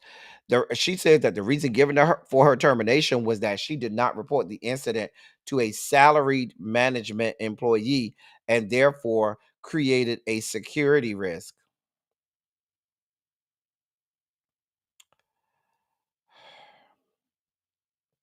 She wrote in her post, I took it to mean that I was the security risk because someone had mistaken me for trans, end of quote. She says she was devastated because of the anti-LGBTQ plus climate in Florida. She had been planning on leaving the state, but now she doesn't know after losing if she can do that after losing her job. She appealed the termination through Walmart's internal review process, but was denied. She filed for unemployment insurance, but also took her story to Facebook, where it soon went viral. We're going to hear more of this. Remember, we had the story of that tip line in Utah where they're supposed to call in tips if they see transgender um anybody transgender in school sports, and they reported on that. Remember, we reported that they had people calling in about the girl on the girls basketball team. Unbeknownst to them, it was an actual biological girl. Remember that?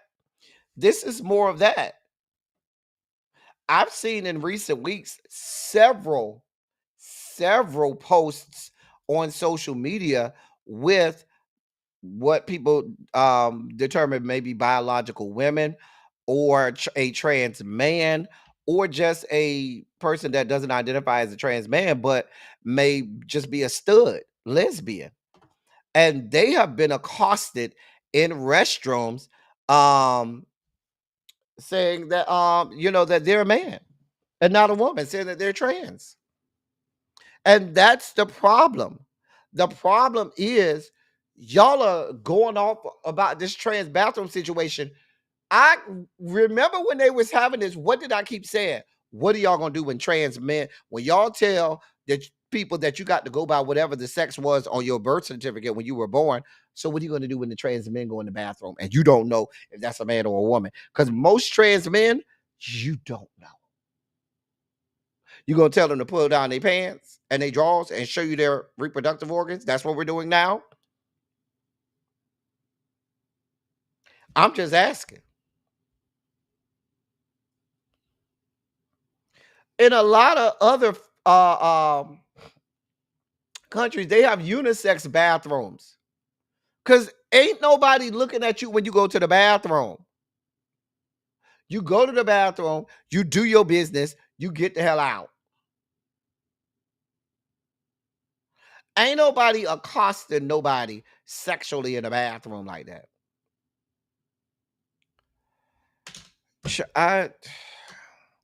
Let me move on. In our last Sugar Spiky story, Really B says she's not going live today because the whether you not like it or not panel is coming on, so we good to go a little bit later today.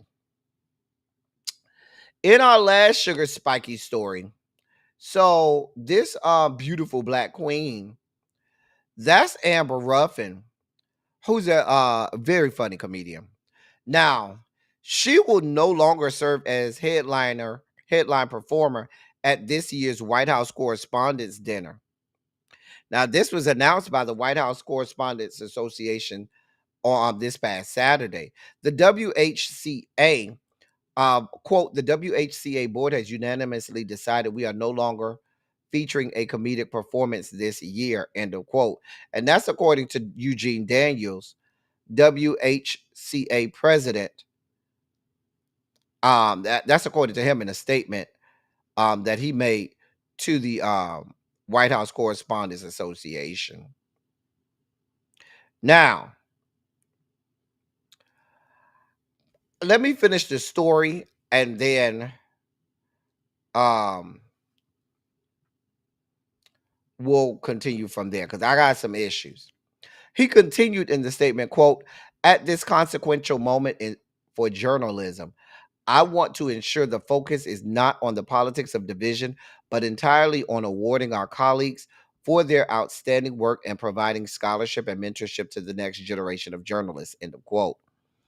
The move by WHCA comes as the White House Correspondents Association's relationship with Trump White House remains fraught.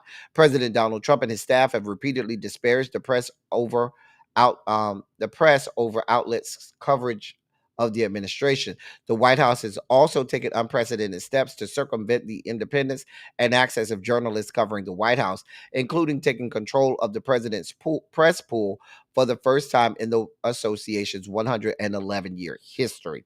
The Trump White House, has also blocked the Associated Press from covering official White House events over a dispute over how the outlet reports on the Gulf of Mexico, and we know all of that. Now here's my issue.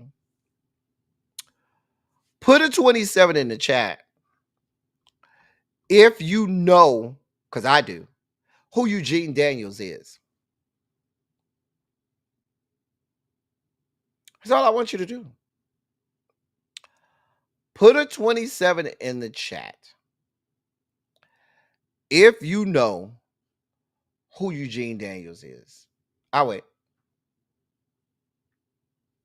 Because I know who he is.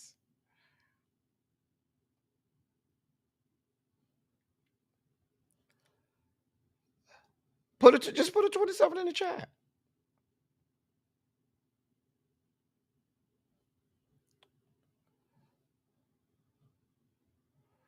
Now,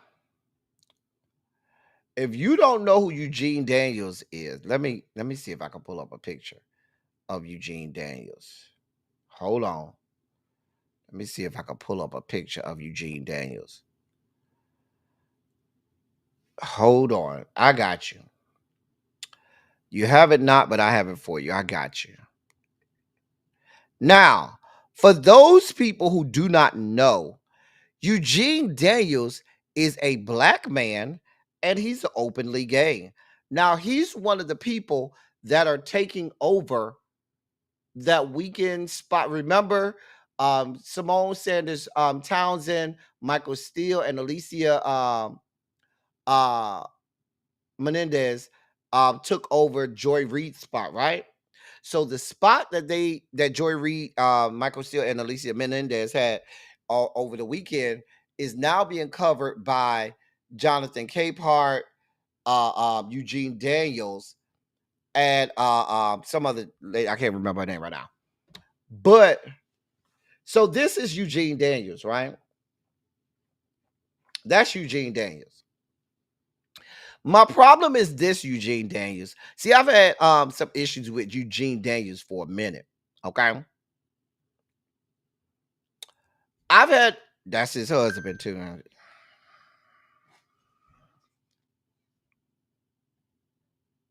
That's his husband too.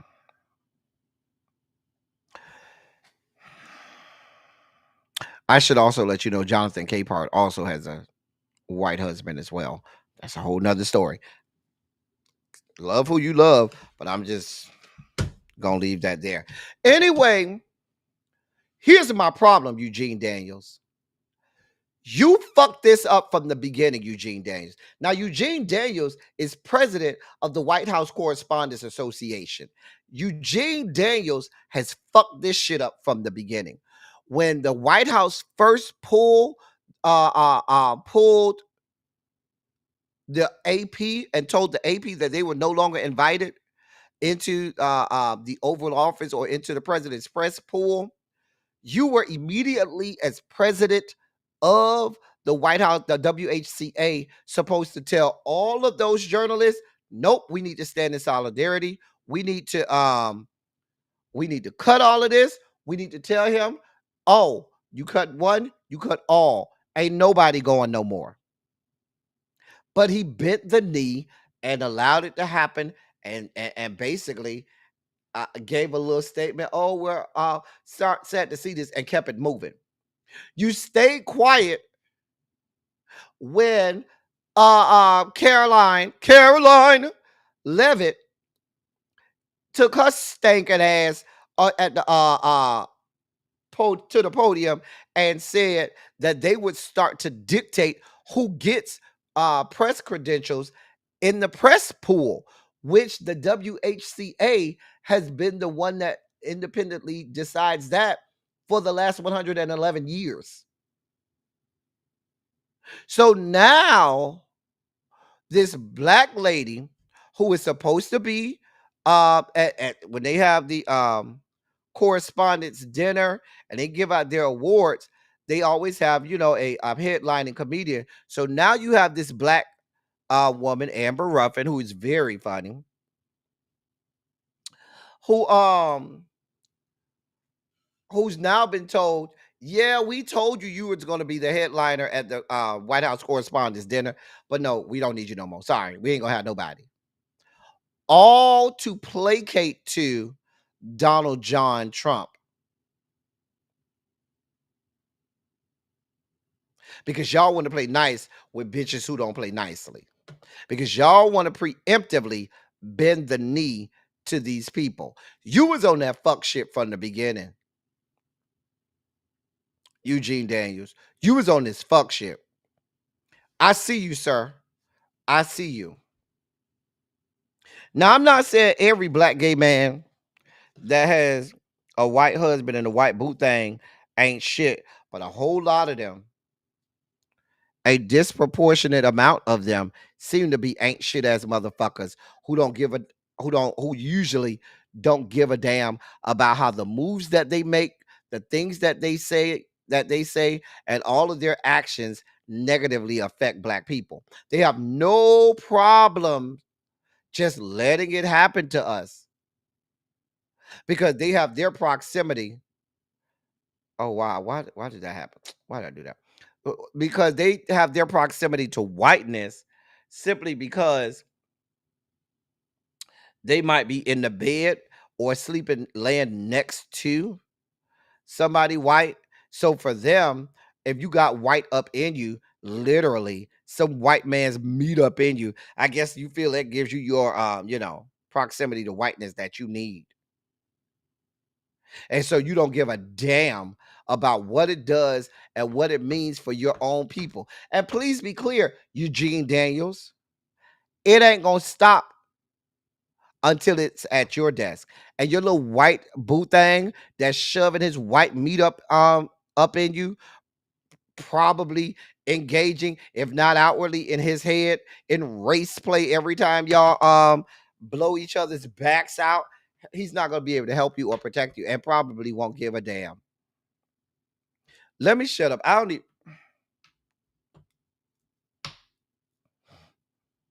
That's how it is in most cases, Chimera. That's exactly how it is in most cases.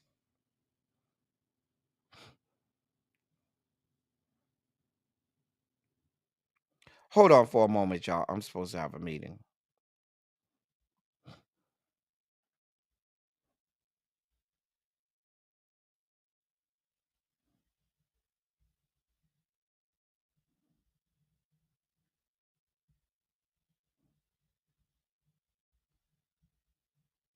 Hold on, y'all, for a moment.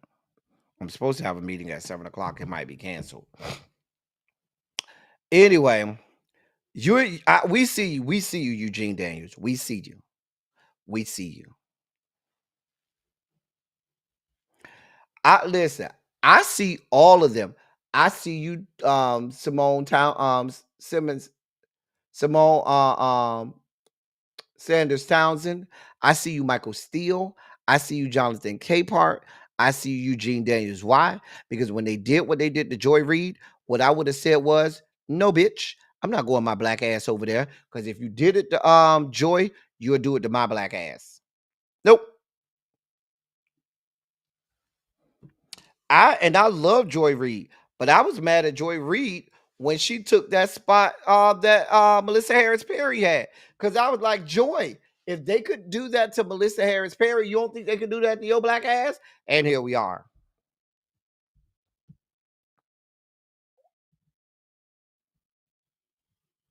So I'm just telling you what I know. But anytime I be over here and you see these black gay men that be coupled up and booed up with these white men, it really made me go, mm, mm. Pinky Tinky, if you remember when that Gerard Carmichael uh um when that stand-up came out, we had a whole panel over here about it. And when he had that show on HBO, I had to come over here and I had to do a review on it every week. Why? Because it's people like Eugene Daniels, Jonathan Capehart, Gerard Carmichael, Billy Porter, RuPaul Charles, Sean T, who white America and a lot of Americans at large speak to the plight of the black gay man. And a lot of them don't give a damn about the plight of the black gay community because they ain't with us. They ain't hanging around us. They're not in our circles. They're not hanging around a whole lot of other black gay men. Unless those are the same black gay men that are coming with white men on their shoulders. I'm just telling you how this goes. So they're not sensitive to our plight. But white America expects those to be the people that speaks the truth to what's going on in our within our community, and they don't. And a lot of those white people that they're with only fetishize them because they're in the BBCs. And in their mind, if not, because a lot of those people who go after the white gay men, they be into that race play shit. Oh, they love while they're getting while they're either plowing into them white men or they love Coromo too. They love to be like to say to have their white boyfriends tell them to fuck them with their nigger dicks, hard ERs. Give me that nigger dick. They love that kind of white race play shit. They love that shit. Some of them. I'm telling you what I know. These self-hating, self-loathing black gay men and their rationale is always, well, when I was growing up, it was always black gay men that made me feel bad or oppressed me. And so why do you expect me to fall in love with a black gay man if those are the ones who oppressed me? But see, the problem was you never came within the community. You immediately went over to the white people. You never came and built community in black gay spaces, because the whole reason that we had a black space for black people, the whole reason we had a lot of families, be they, people think that gay families was just ballroom. It was more than just ballroom. It was just in the gay community in general. But these were places where, as a black gay man, you could be affirmed by another black man. You didn't have to believe that all black men were trash or horrible or was out to get you. You had a whole community of black men that taught you the value of what it means to be a black man, to love yourself first and be wholly black gay and affirm who you are in your existence. And by first loving yourself, then find love, if you are same gender loving, in another black man. But you never came in and learned that. You were never a part of the community and got that. So you went and sought it from the white men. All the while, you've never fully embraced who you are. You've never fully loved yourself. The Don Lemons of the world, these are the people who they want to be the banner holders for the black gay community, and none of them are. The white people want the black, those type of black gays. The black community don't even want the black gays. What they want is they want the women that are aligned with black gays. That they want the Tamar Braxtons of the world that can give them all of the black gay lingo, or the and then have a pocket punk on their shoulder, as if they're a little purse that they can carry around, and that's all they want with the black gay community. I can see you as one of the pocket punks on like the Housewives show, but we really don't want no dealings with y'all. We're still all of your lingo, but we really don't want. I could really go in and dissect all this. We don't have this type of time. We really don't have the type of time for me to really address this the way I want to. We really do not have the space right now for me really to unpack this. I may just have to unpack this one of these good days. I really may just have to sit down and just really unpack this.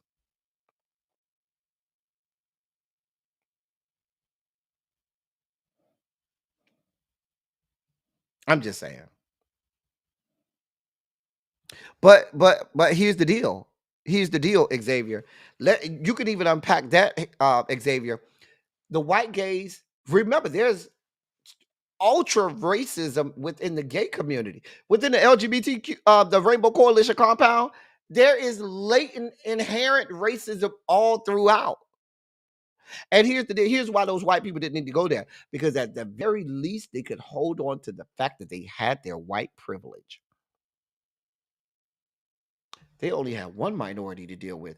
We had to wear the double minority, right, Xavier? So what happens is, if you have the double stigma of both being black and being gay, Xavier, those black men said, well, I ain't gonna have two of them.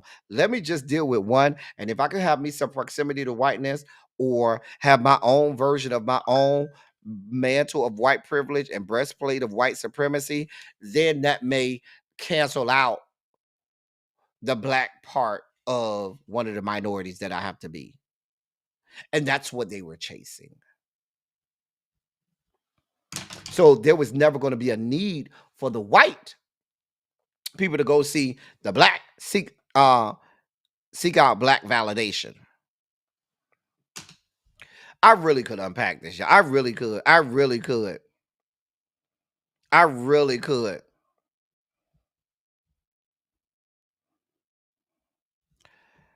Uncle Jay, that's a whole, listen, we're going to have another epic Pride Month panel, so we can unpack some of these things. We may have to have several panels, but we're going to have to unpack some of these things, y'all. We really going to have to unpack some of these things, because a lot of these things, y'all, it really, really, really, really, they are whole discussions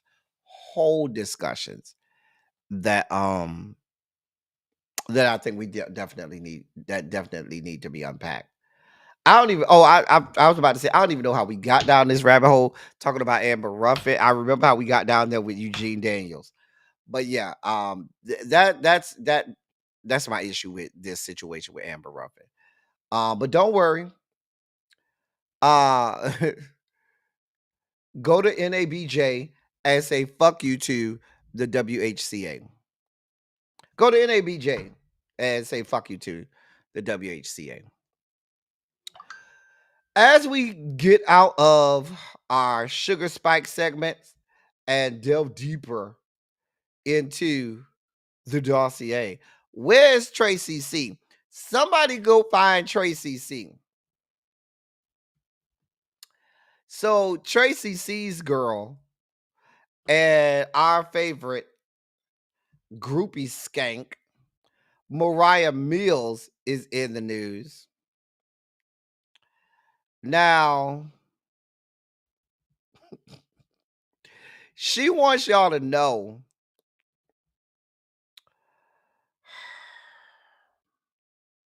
that she got a BBL. Now she claiming that that's all natural, all her. Nobody believes her. Nobody believes her.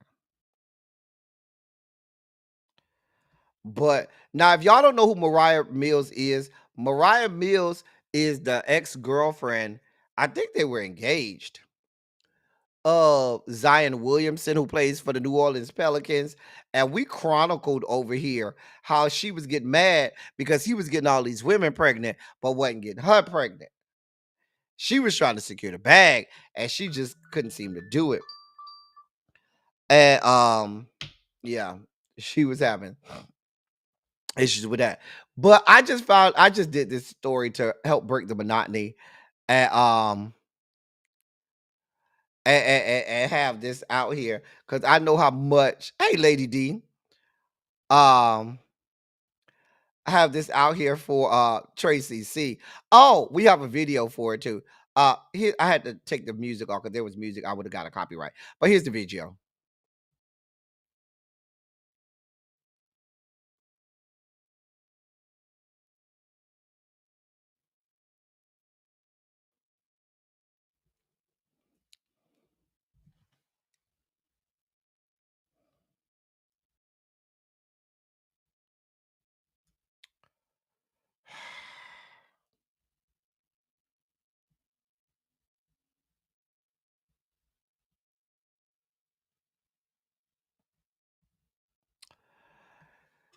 Skankdacious does not even begin to describe what's going on over there, y'all. That's just skankdacious.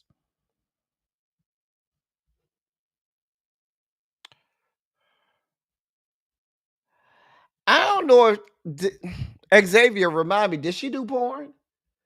I don't remember reading if she did porn or OnlyFans. I don't remember reading that. I know she was one of the groupie skanks. I can't remember. Yeah, because remember he was paying her like $100,000 a month or something like that, Xavier. Remember she was getting like $100,000 a month from him. Child, just a mess. Just a damn mess. Oh, she did porn. Okay. I remember though, she got real mad because he was giving her like $100,000 a month. Baby, he had her on retainer. Child. Anyway, moving on.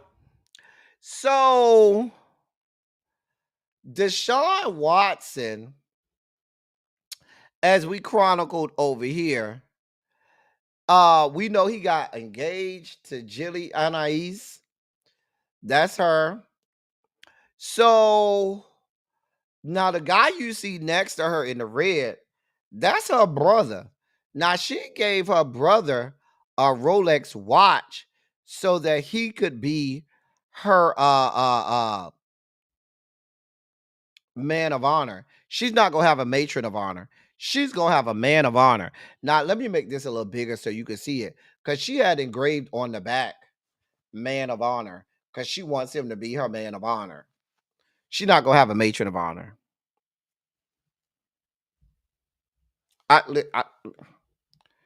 Yeah, massage Watson.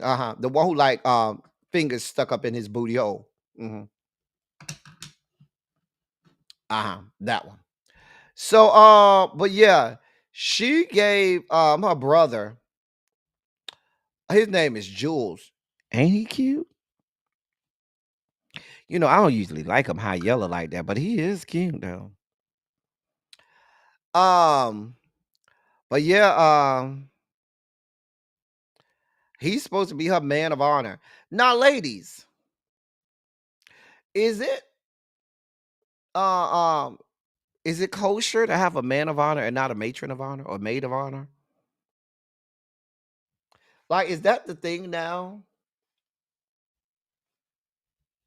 Is it apropos to have a man of honor instead of a matron or maid of honor? I'm just asking, ladies, because I don't know what the I don't know, what is it is not, customary. It is the eyes. But no, he got a cute face, because I done seen some people with with the nice gray and brown eyes, and they be ugly as fuck. No, he cute in the face. Now he is cute in the face. I just need to know how big it is, because if it ain't worth my time, then you can keep it moving with them eyes. But if you got enough size on that thing and it got enough heft to it, and you know, and I'm feeling every part of it while you stare me in the eye, then we could do something with that.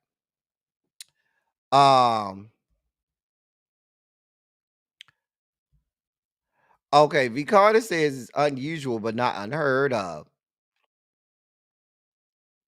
Green Girl says she's been to a wedding where there's been a man of honor. Okay. Now Janae says I'm about to have flower guys if that's what you want to do. Okay. I'm just trying to see what's apropos.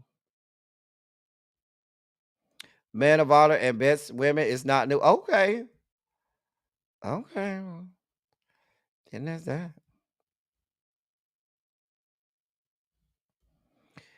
Anyway, some men have best women like their sister instead of a best man.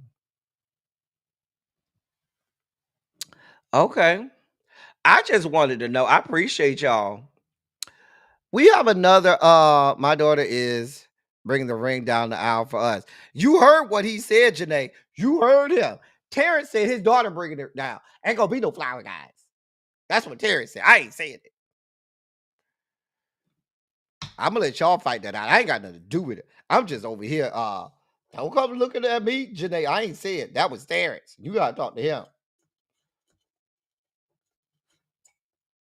You heard him. And he said he's not going back and forth on it. You see how I put a little extra stank on that, Terrence? I had to put a little extra stank on that for you. I got you. Oh, the flower guys. Oh, you said your daughter's bringing the ring down. Oh, I got that backwards. See, I was going all the way in and I had that all the way backwards. So you're going to have a ring girl and flower guys. Interesting. I don't have a problem with it. It's your, listen, it is your wedding. I've seen dogs and cats carry the ring down the aisle. I've seen, I seen, one lady, she got married. She had her grandmothers carrying the flower. The flower girls were her grandmothers because she wanted her grandmothers in the wedding for her. So her maternal and paternal grandmother did the flowers for her. You can do whatever you want. The flower guys are your best friend. Wait a minute. The flower guys are like old dudes that's like grown. Now wait a minute. Cha. They finna duck walk you in? I'm here for it. Girl, you got to have knees to be duck walking, honey. Cha. Um, Uncle Jay, I don't think I'm ever gonna get married. Me and my best friend have already said that we're gonna be down. We're gonna have us a ranch house, and have our own version of the Golden Girls because we're never gonna get married. Nobody wants to come wet my whistle. It's okay.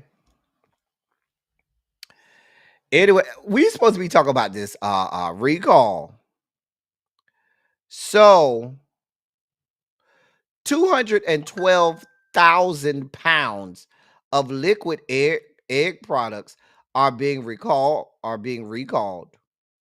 I'm sorry, over 212,000 pounds of liquid egg products are being pulled from the shelves and recalled across the United States following concerns of possible contamination with a cleaning solution. The USDA's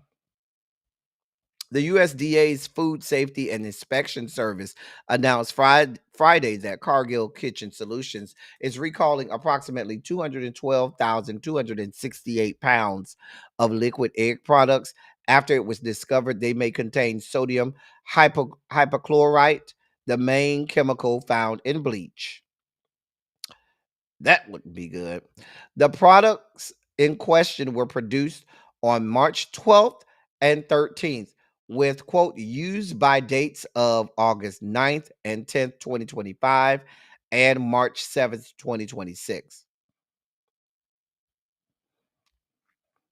Now, among the recalled products are several well-known brands, including Egg Beater's Original Liquid Egg Substitute, Egg Beater's Cage-Free Original Liquid Egg Substitute, Egg Beater's Cage-Free Original Frozen Egg Substitute, Bob Evans Better and Eggs Made with Real Egg Whites Liquid Egg Substitute. And for the Bob Evans one, that's the 32-ounce cartons. Consumers can identify affected cartons by looking at the establishment number G1804 ink jetted on the package.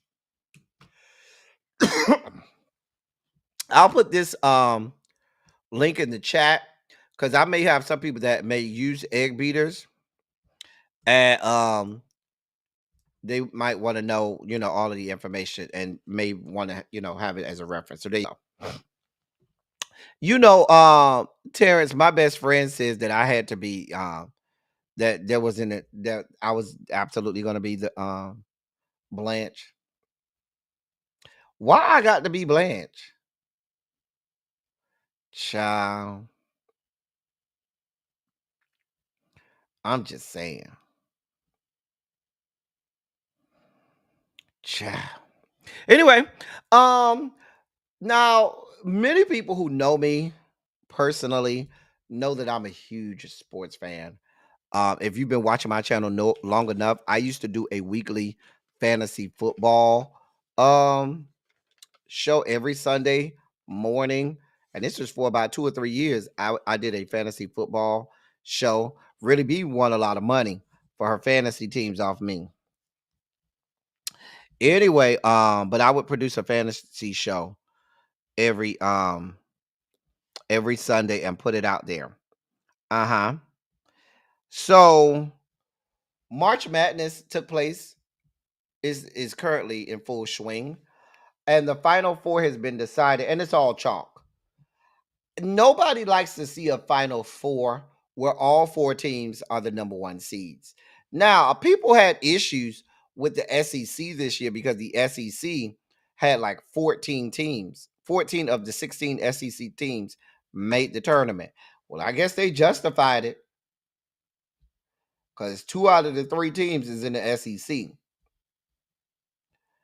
Now, it used to be back in the day, the ACC was the league, was the league that had all of the best basketball teams, but now it's the SEC. But yeah, it went all chalk. All of the all four teams of the final four are number one seeds. Listen, some people only watch the final four to hear Luther Vandross sing One Shining Moment. I do like the Luther Vandross One Shining Moment, not because I like Luther Vandross, but one of the highlights of March Madness every year for me. Now, I'm going to apologize now because this is going to come out harsh, okay? One of the highlights for me every year of March Madness is, this is so horrible. Y'all going to say you're a horrible person for this, L. Teddy. And I am. I acknowledge and know who I am. I love to watch when the teams lose and the players are on the bench crying. Like they be over there boo-hoo crying. They be over there bawling. I mean, snot bubbles and all. And on One Shining Moment, when they're playing like highlights from the whole tournament, they always show a bunch of highlights of, you know, players and teams boohoo crying on the bench after they lose. I don't know. I that's like the highlight of. That's why I like One Shining Moment, because they give me, even the ones that I might have missed, they give me all those little moments in the little clips that they play on One Shining Moment. Because I like to see them crying, because I'm a horrible person. But it's so good. Oh man, yeah, we are rooting for Don Staley. I love Don Staley as a player, both in college and in the WNBA, and love seeing her as a as a uh, um as a coach now. Mm-hmm. Mm-hmm. Anyway, oh God, Jesus, Kanye West, Lord help us, is in the news now. He said that he regrets having kids with Kim Kardashian skank. Do I have the video?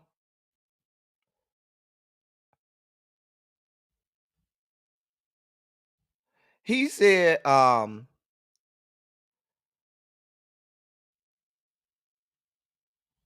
he went and did a interview with DJ Academics where he had on this black KKK outfit. And during that interview, he said, quote, "I didn't want to have children with this person after the first 2 months of being with her. But that wasn't God's plan," end of quote. Bitch, you lying. You wanted every parts of having her on your arm. Y'all were together for a long time. You wanted every parts of being with her. You shoved your dick up in her every chance you wanted. She served the purpose for you because she looked good on your arm. You served the purpose for her because she really only wanted black dick entering her body. And here we are. Now they say that child of yours ain't wrapped tightly either. They say Northwest ain't wrapped tightly either. I mean, the apple don't fall far. I really don't give a fuck. I really don't give a damn about these two. Nobody believes you, Kanye. Go to hell. Now I might need somebody to help me out with this story, okay? I'm just gonna be honest. Because I don't follow this man. I don't follow Zeus Network. So I'm gonna try to do as much as I can with this story. But there's a 10-minute video out where people are allegedly exposing him. I don't have time to play a 10-minute video here, okay? So, but Lemuel, he's speaking out now after the Storm Power. I don't even know who that is. Lemuel Plummer, co-founder of Zeus Network, is speaking out after the Storm Power accused him of fraud, failing to pay investors, and even sexual assault. In an official statement, Lemuel Plummer promised to address Powers' viral video, quote, head on very soon, end of quote, but made it clear that their dispute is being resolved in court. He said, quote, let's be clear. The issue is being addressed in an actual court, not the court of public opinion. Zeus is still in litigation against this storm. I chose to take the professional route, remain silent, and allow the legal process that has been ongoing for the past few years to continue the judgment. To continue judgment. End of quote.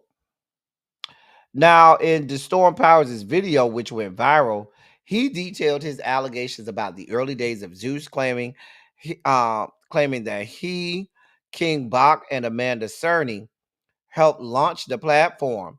He alleged that Lemuel Plummer ran out of money and that he invested over $130,000 of his own money to help fund Zeus Network. He also claims that Zeus never paid a producer who provided over 1,000 beats, and that he, Bach, and Cerny were still paying taxes on money Zeus reported, yet never received. Powers said, quote, to this day, myself, Bach, and Amanda received K1 tax documents stating that we make millions of dollars from the Zeus network as partners. So we're paying taxes on money that we never received. End of quote. Powers also accused Plummer of sexual assault based on a report from a former assistant. Plummer has yet to directly address these sexual assault claims, but promises a full response. So I don't know these people. I don't know none of the people I just named. I don't know what it's about. I feel like Xavier know all about this and could probably give you more. So I don't know these people. I don't watch the Zeus Network. I don't know these people. I don't want anything to do with them. I don't know why we're here.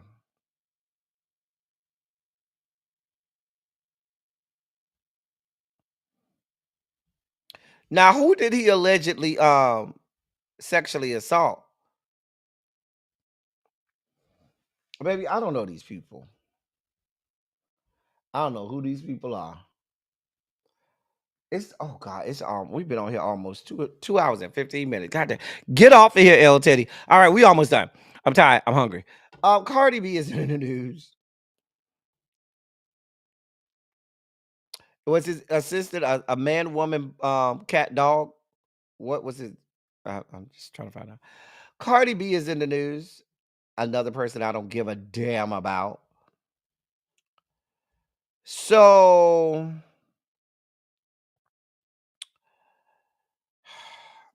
there were rumors that she sent grown men to attack women over Offset. Really? Over him? Now she's come out saying, denying all of it. Apparently a fan defended Cardi after she hinted that Offset had been causing chaos in Cardi's life. The fan tweeted, quote, I want Cardi's album as much as the next person, but if you hear If you hear she's been dealing with harassment and emotional abuse, and all you care about is when is she dropping, you might need to reevaluate your life. End of quote. I don't even know what that means. However, another user tried to stir the pot by bringing up an old rumor saying, quote, I just want people to remember she sent grown men to beat on women over this same man. Laughing my ass off, end of quote. I don't know. I don't know if she did. I don't know if she didn't. I don't put nothing past this troglodyte. I do not like Cardi B. She's in the same basket of deplorables with 50 Cent for me. I do not like her. She's in the same basket of deplorables as 50 Cent, Joseline Hernandez, Amber Rose, and a whole bunch of people who I wish nothing but the worst for. That's all. I don't care. I don't care. Moving on.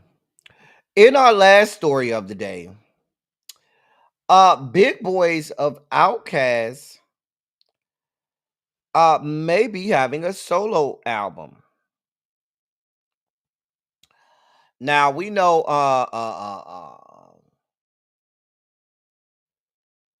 Andre 3000 put out a solo album where he's playing this indigenous flute and whatnot. Well, Big Boy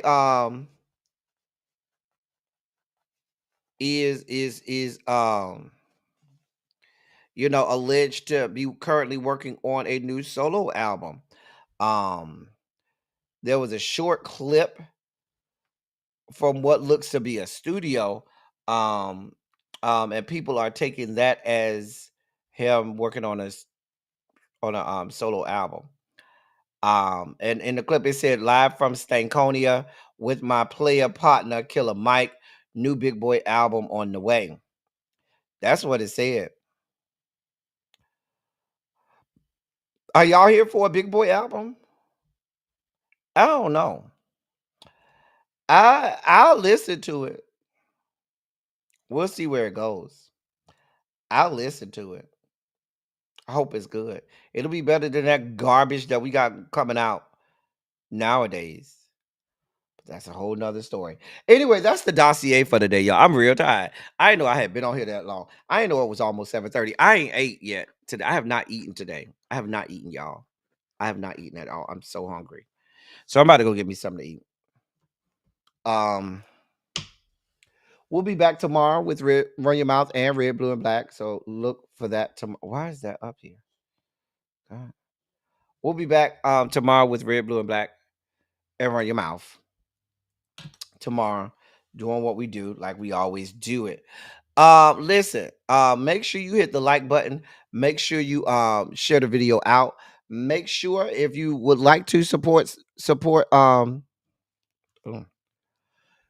independent journalism, support the platform. Support independent journalism, support the platform. And you can do that with that QR code you see there. I don't want to have to close the doors on nobody. I don't want to have to tell the hall monitor to close the doors. Just saying. Just close the doors. Anyway, as I always say, y'all, I love y'all. I love all y'all. Thank you all for being vocal, present, and active. Thank you for doing what you do. Thank you for any and all contributions that you make to the channel. They are much obliged. They're much appreciated. Put a shondo in the chat if you enjoyed yourself today. I hope you enjoyed yourself. I hope you enjoyed me today. We about to get up out of here, y'all, and get us something to eat. Okay. Y'all, I hope y'all have a beautiful evening. And we'll see you tomorrow. That's all I got for y'all. Thank y'all for coming. Y'all drive safely. I'm out. Love y'all.